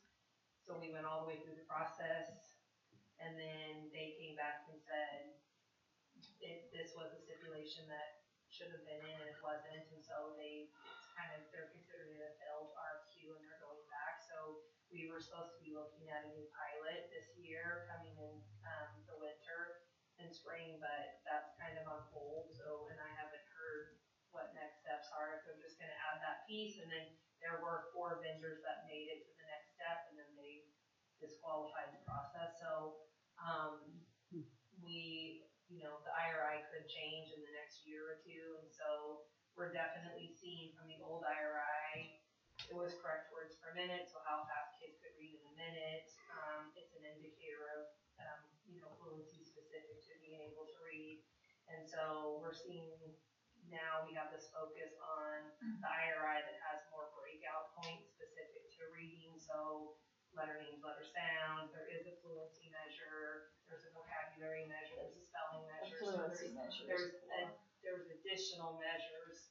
And then, so we're seeing that, yes, we're making gains here, but we're dropping in correct words per minute. So the 6 principals and myself, we talked a great deal about we need both of those to be really strong. So yes, we need kids to be able to code, we need to be able to generalize them and read. So we're going to beef up what we're doing instructionally around correct words per minute. But all in all, I would say our principals knocked it out of the park this year, just really trying to focus on how are we supporting kids reading, and not just the IRI, but just good, solid instruction around reading. So they did a great job. How is it? So the state says that we have to test the kindergartners. Why? How is that when it's not even legally required for them to be in school and they don't fund kindergarten? If they're in school, I guess they get to tell us what they're going to do with them. Since when do state regulations make sense? Well, I mean, as long as everybody keeps doing it, we're going to be forced to do it, but we're not legally subject. They don't fund it, but yet they say, oh, you have to. No, we don't. We don't have to do it. But as long as we keep doing it, like other things, I mean, they cannot legally make us. I mean, I just wish people would just quit doing whatever they've been doing and do what is in the black and white and force them to either change it, fund it, or something, because they can't legally make you do it. It's not a legal requirement. It's not the law. The law says 8 to 16, and they don't fund it. And I don't know if there's a statute specifically around IRI, but there is a it just says state assessment, and the statute says any student enrolled in a public school must participate in all state assessments. That's the statute. So They can't measure it. I mean, yeah, they don't talk about whether or not it's required grade level, but they just say every person. When we met as a team at the state level around the RFQ about the IRA, lots of discussion about kinder and feeling like so much of that fall IRI is around your ability to navigate technology. And so at one point, when the IRI, the new iStation came out, there was a touch screen, so kids weren't having to navigate a mouse. It was literally a touch screen. And then one year they just didn't tell anybody, and that was removed. And it wasn't the state, it was iStation, and people lost it because for kinders, I mean, you're teaching them, and it's time, so there's a time element. So we talked about kinder not having the timed element, because then it really is, the goal of this is a proficiency measure. It should not be your ability to keep your working memory on what do I have, as well as being able to navigate technology. Fine motor skills. And when they're 5, right. So that was part of our discussion of just, is it developmentally appropriate? No. None of what we're doing with assessments is developmentally September of a 5-year-old. Right. So it's one of the very first things they do in school. Are you talking about reading them all? It just all they. I always cracks me up. The kindergarten anything Well, is like, and the what do you mean as far as in reading? 2021, they added 33-1806, which is the reading and literacy Right, assessment, and right. it includes kindergarten. Right, but they're not legally required to be in school. To even be in school, so how No. are we required Right. to test them if they're? Well, we're not running around testing kiddos that aren't in school, but the Right. law does state if they're in kindergarten, they're required to be assessed. Right. And it's specific to reading readiness, phonological awareness, fluency, That was, comprehension, accuracy. Yeah, that was All little. the higher push. Yeah. And the fluency Bless his measure on heart. my station is terrible. It doesn't measure fluency. So But and that's what I'm saying. It's just like the other things that we ran into them down there is that they're very contradictory in what they. the local control. Well, yeah, all of it. Yeah, the local control, this. Here's the law. You have to do this, but then we don't have to do this, and another unfunded mandate. Yeah, why spend the time writing kindergarten standards if Right. you're not gonna fund it? Right. And they're not required to be here. Right. Well, Governor Little would tell you that the literacy dollars are his way of funding kindergarten because he couldn't get legislation to go through to make kindergarten mandatory. So that's what he because But we can use anyways. it to pay for Yeah. local kindergarten teachers. I mean, I think we just do what we've been doing. I mean, we're going to see a fluctuation, but we still have to keep. I mean, I'm fine with that 3% across the board, based on what. So we're performing. Right, so kindergarten is Brand new, is all brand new. They are. So, but we did hit 82% last year. So we want that to be 85. I mean, I think ultimately our goal needs to be 90% or higher, so we need to keep pushing forward. Say 85, we got this. You can do it. Okay, so then kindergarten was at 82 last year, so we should be able to say 85 for first grade this year. And then 81 for second, 76 for third. And then our target for fourth grade ELA was 69. We actually hit 56. Do you have the third grade ELA ISET?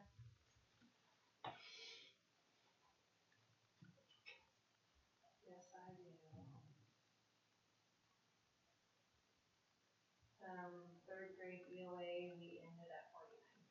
So 52.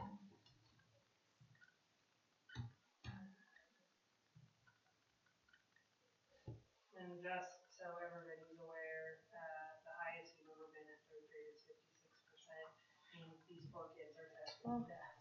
And they have to type a 5-paragraph essay as 8-year-olds. That's part of the ELA ISAP.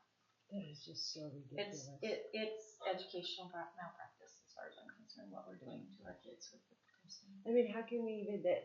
I mean, we know scientifically, especially for boys, that they are not brain ready to read and do those things until between 8 to 10 years old. They're just now becoming ready to do it. Like, how can I mean it's. And they also, the way the test is set up, Frustrates me every time we do this. they have like this long passage over here that they have to scroll through, and then they've got questions over here. I mean, they're 8-year-olds, and then they've got to read the question, and they've got to go back, and they've got to try and scroll back and look, and it's a long passage. It's not little short, 2 paragraphs. It's an entire story. It's a challenging test. It's a really challenging test for 8-year-olds. Okay, so our district measurement that we got to pick, we picked correct sounds for kindergarten and then correct words for first, second, and third. What we're finding is that our teachers are not being intentional about teaching to that fluency, and so Lynn's been working with the principals and the teachers on ways to do that in the classroom. But fluency tells us whether kids have generalized the phonics and sight words and all of those different skills that the teachers have taught to be able to look at a text and read it. Yeah. So it continues to be important. I think it's an important measure. So last year our target was 100% for kindergarten, 96% of our kindergartners met that target. Keep it at 100. Okay. Our target for first grade was 71, we hit 70. Do you wanna stick with the 3%? Well, for first grade, shouldn't we do 3% of kindergarten? Well, no, because the kindergarten It is was sound. sounds per minute. Yeah. It's a And totally they different- transferred it words per minute. Totally different measurement. I say we should leave it across the board. Well, I'm holding the principals accountable to 75, so. Like I said, I think that's what we should do. Okay, 75. Across the board. Because if they don't hit 75, that will show up on their principal's evaluation, so. How did we come up with 75? Last year, it was 70. And I, Across the board that they met? that was the expectation. They didn't all meet it. Okay. And so some of them are panicked this year because they didn't meet 70 and now it's at 75, but I can't sit and wait for everybody to catch up, so we have to do the hard work. And we've never held people accountable for that, so this year it will be part of the evaluation. But again, we're not doing that without providing a lot of support to the teachers and the principals to work. But haven't we been giving support all along? We have been. Okay. We have been, yes. But I think we've been more firm the last year for sure. We gave some directives and said, this is what instruction needs to include.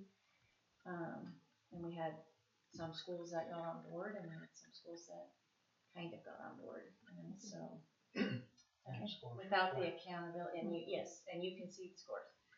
So, and in some of it, it's not even that they're not doing it. So we have one school where they are using all the programs that, let's just say, we'll talk about Spirit Lake, that Spirit Lake is using. But when that principal went and watched some of the other teachers in those buildings where they're being successful provide the instruction, it wasn't about the tool as much as it was the delivery. And so then she had to go back and work with her teachers on it. It can't just be, I'm sitting here and we're just rotely going through it. There has to be some energy. You have to get the kids to buy in, and so.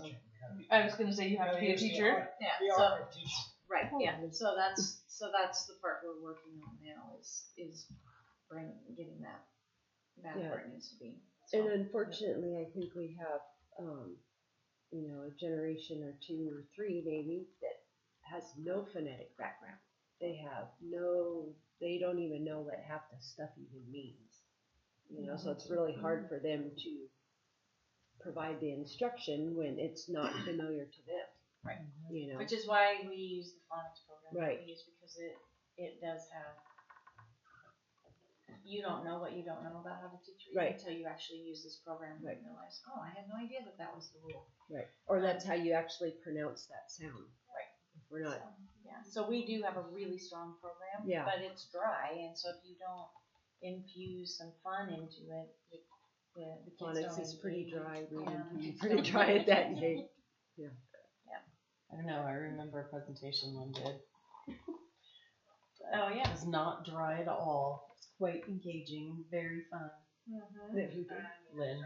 Oh. It was our first year. Oh, yes, Board. yes. When she brought her team and Yes, taught and you they some were- phonics. Yeah. Yep. We're That's- bouncing all over the road, and I'm like, don't ask me. I don't know. Yeah, then that's what I'm talking about. That's the difference. That we've got to see that come back. So, okay, and then our last metric. I know you guys are tired. Percentage of juniors who took dual credit AP. Our target was 50. I think we're gonna come in right around 56-ish. And about 58 for seniors, and we had our target at 50 for both. And then we're almost to 60 for the CTE. Oh, wow. Yep. That's great. I know. Actually, I that's know. good because that means we're grabbing all those kids that wouldn't have. Yeah, that's really good. And obviously, because 50 plus 60 is 110%, that means some of our kids who are taking dual credit are also taking Yeah. CTE. So that's good too. Yeah, that's great. Those are great numbers. You just really trying to meet kids where they are. Yeah. And where they want to be. Right, exactly. That's what keeps them engaged. Yeah. We have more scholarships coming out. I mean, we have more kids just exploring the world and we're helping them and letting them be a part of those decisions. So it feels good. We have almost 100 more kids at K-Tech than Coeur d'Alene Post Falls do. That's awesome. Isn't that interesting? Does that mean our I think rates are that's gonna go great. I do too. I'm not quite sure how that happens because we're supposed to have a less than? percent of the Yeah. seats. Well, they have woodworking in Coeur d'Alene still. I think they still have woodworking in Coeur d'Alene. Yeah, well, and So some of the stuff Yeah. they can get at their own schools and not and go to K-Tech. yes, and that's true. talking about it. When I Sorry. asked, Let's stop talking about it. when I asked that question, that was the response that I got was, well, you have some CTE classes that you guys are offering in your high schools in addition to the K-Tech, so that's why it looks like we have. But They don't get the certification. So why don't we just make it 60% across the board? Okay. For section 4A.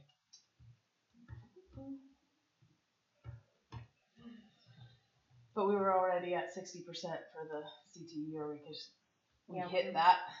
we. Okay, we can go to 60. Let's go to 60 before I get hit. It was 58 and 56 or something like that, and then 60 for the last little guy. But we don't know if that was an anomaly. So let's just make it 60 across. Keep it at 60. And then if it's as high next year as it was this year, then we bump it back on that. Yeah. Yep. Because this was the first year we took that. that. So we can come back to it with that conversation next year. Just to be sure that it's not just this year wasn't an outlier. Yeah. Okay. My earballs are I put a little two asterisks. Okay, so I will fill in some of the missing data because I just got it today. And then the second or the last page of this is that staff performance report. It's a complete waste of time as far as I'm concerned. I appreciate it. But the legislators were interested to hear the stories from the teachers because the ISAT scores were so bad. But I just don't know if some of our goals that we're meeting are as rigorous as what they maybe should be. So the numbers look really, really good, but they're doing that so because this is how they qualify for APE. So I filled it out. Next year we'll have the NWEA map assessment data that we can put in there. So I could show that for next year. We do have to have performance targets.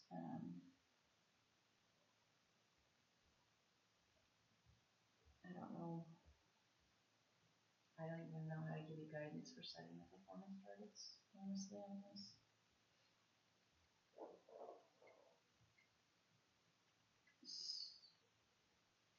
So maybe I'm reading this wrong, but if in ELA and math, teachers met their goals in the 80s, but our students were down in the 40s. Well, so for example, we had a teacher whose goal was the kids were going to show 5 points growth from fall to spring on ice station. Okay. 5 points. That's all. That's it. So they had 100% of their kids meet their goal, and now they qualify for APE. But in my mind, that's not distinguished teaching. So this part to me doesn't mean anything because we don't get to have any control over this. This is the teacher's individual goal that they get to write. Okay, but don't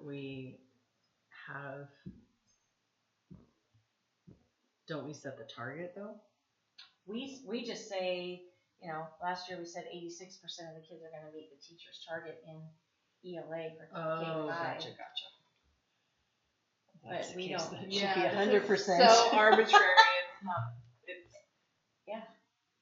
And they get to decide, and I've talked to the principals. Really, we're gonna let somebody write a goal for 5 points growth for the whole school year. And we don't have any authority to be more scrutinizing as to what their goals are. Well, we can definitely coach them and say, I can't accept that. And that was a conversation that I had with the principals, but it was after I I didn't see any of it until I was going through the data at the end of the school year. I don't see the goals at the beginning of the year. That's in their IPLPs. Except for principals. So we did have a conversation. School. Yeah, we did have a conversation with the principals about making sure that if we're saying that somebody's a distinguished teacher and they're getting a very significant stipend for that from the state, I would hope that we're actually holding them accountable for being distinguished. Expectations need to be up there. And that they're having a hard time. It's hard for the principals because we're talking about money, and the teachers want that money, and so when the principal puts something on their IPLP or their evaluation that takes them out of the running for that, there's a lot of pressure applied. Well, the statute's very clear on what those goals have to be to get the money, you know. Well, And it just the says, it says 75% of their kids have to meet their goal. Yeah. Yeah, but if their goal's low, then they're doing their job. be, Well, but you have to, I mean, at the same time, we're talking again, more computer work. We're also talking year to year, their class changes and the students they have, how many behaviors do they have, how many kids come in there that can't read and can't write, and I mean, unfortunately, that's the mixture of students we have nowadays in the classroom. I mean, yeah, we should all strive to 100%. That, I mean, in my brain, that's all of our goal, right? 100% on everything. That's, 80%. That's why I tell our teachers, your goal, your SMART goal should say 100%. Yeah. You still are going to hit it if you hit the 75. You still get credit for that. But our goal should be, if I want 75% of my kids to do this, I should want all of them to do it. So, I mean, there's so many. That's just why I hate all this stuff, anyways. I mean, some of it has to be measurable, but some of it is just like. So how did we come up with these percentages? Probably based on the year prior. Okay, no. Why don't you just make it 100%? Okay. I'm sorry. If there's no other motivation, then, and I'm. She's so easy on some things. I'm so hard. and then she gets hard. You know, if we're only raising the bar for a paycheck and not for the student, then we've got everything backwards. Exactly. I 100% agree with you. NWEA might be challenging for 100%, but we can put the goal as that. That is not my problem.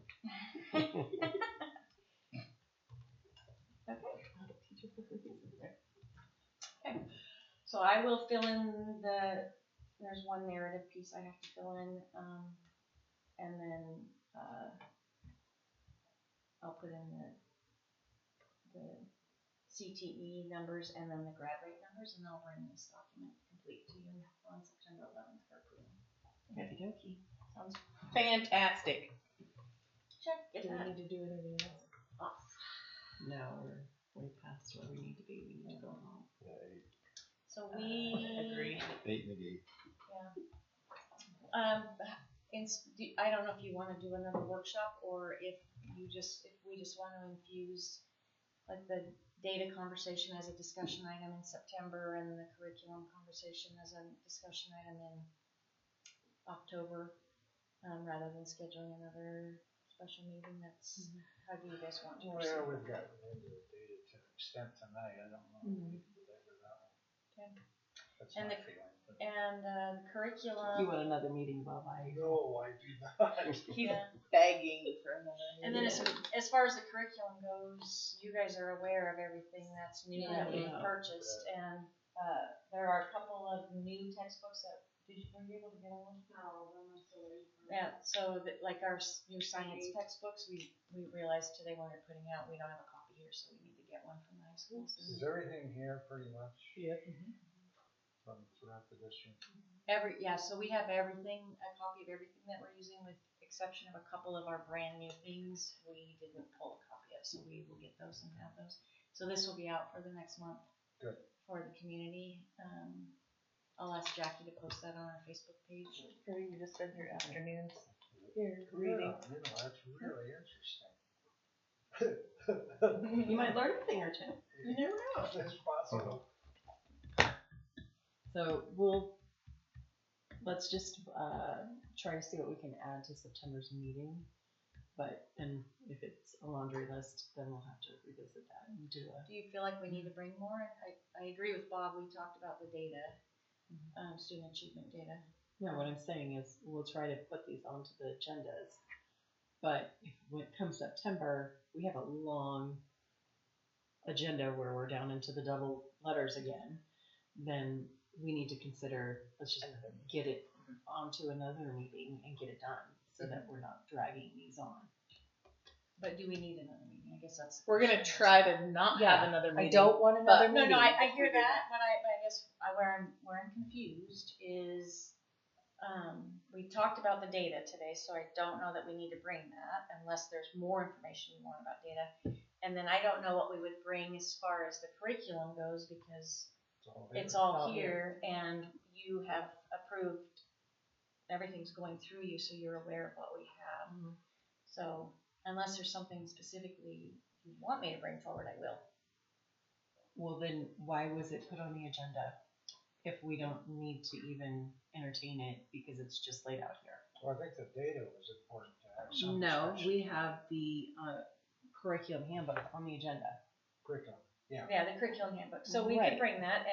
We'll bring the curriculum handbook and just have it as a discussion item so you can see we've updated it. Well, I guess what I'm trying to get at is we had all these things on the agenda and now it's, oh, we really don't need to have the meeting.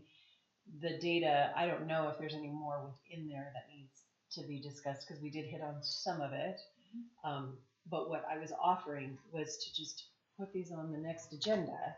And then if there's items that, if. I hear you. If it's a long agenda, we can scale that. Right. Okay. Because, I mean, a lot of work was put into these things. And if we're not even going to merit it to have a look-see, why did we put it on the agenda is my question. So that we could see it before we came to the meeting tonight. And have no discussion on it. Well, that's what I'll know that we have it and that it's the public has it. Right. So based on that was, I guess that was looking at the agenda. I know legally we're supposed to have a curriculum out. And for the last couple of years, we've just done a workshop and kind of talked through things. So that's why it's on there. If at some point we may get to the point where you don't feel like it warrants a workshop anymore because you're fully aware of where we are and we just need to bring the curriculum handbook to the board as a discussion item at a regular board meeting, we can certainly do that. But that's the wise because that's what we've been doing. Okay. So I will put that on there and then and the data learning handbook about it was kind of to show you some of the changes that we've done, like we've updated pacing guides, some of those pieces, we've moved elementary subtract, so some of it was just. And I think that information is important for the board to know. It helps when you look at instructional changes to the data that kind of, so. Right. But we did talk about the data, but I could show you some of, that's why it was put on there a little bit to just show you, like, we recognize these are some. We spent a whole day talking about data. So, weeds, but, you're good with that. If you do want to look at that, but like elementary, the templates look a little bit different. We'll put them on the agenda and then it'll just be a discussion item. Okay. Mm-hmm. Let's talk about it some more. No, we're done. Oh, are we? Yep, I think we're done.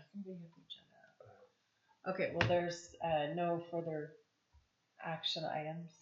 No further. So, I have some input. I won't, but I did heavily think about rescinding my vote for Core and Emmerich. I'm still really torn, and I'm the one that caused them to be here tonight. The vote's the vote. We already made the vote, but if we did it again, my vote would not be for Core. I just am really torn over that.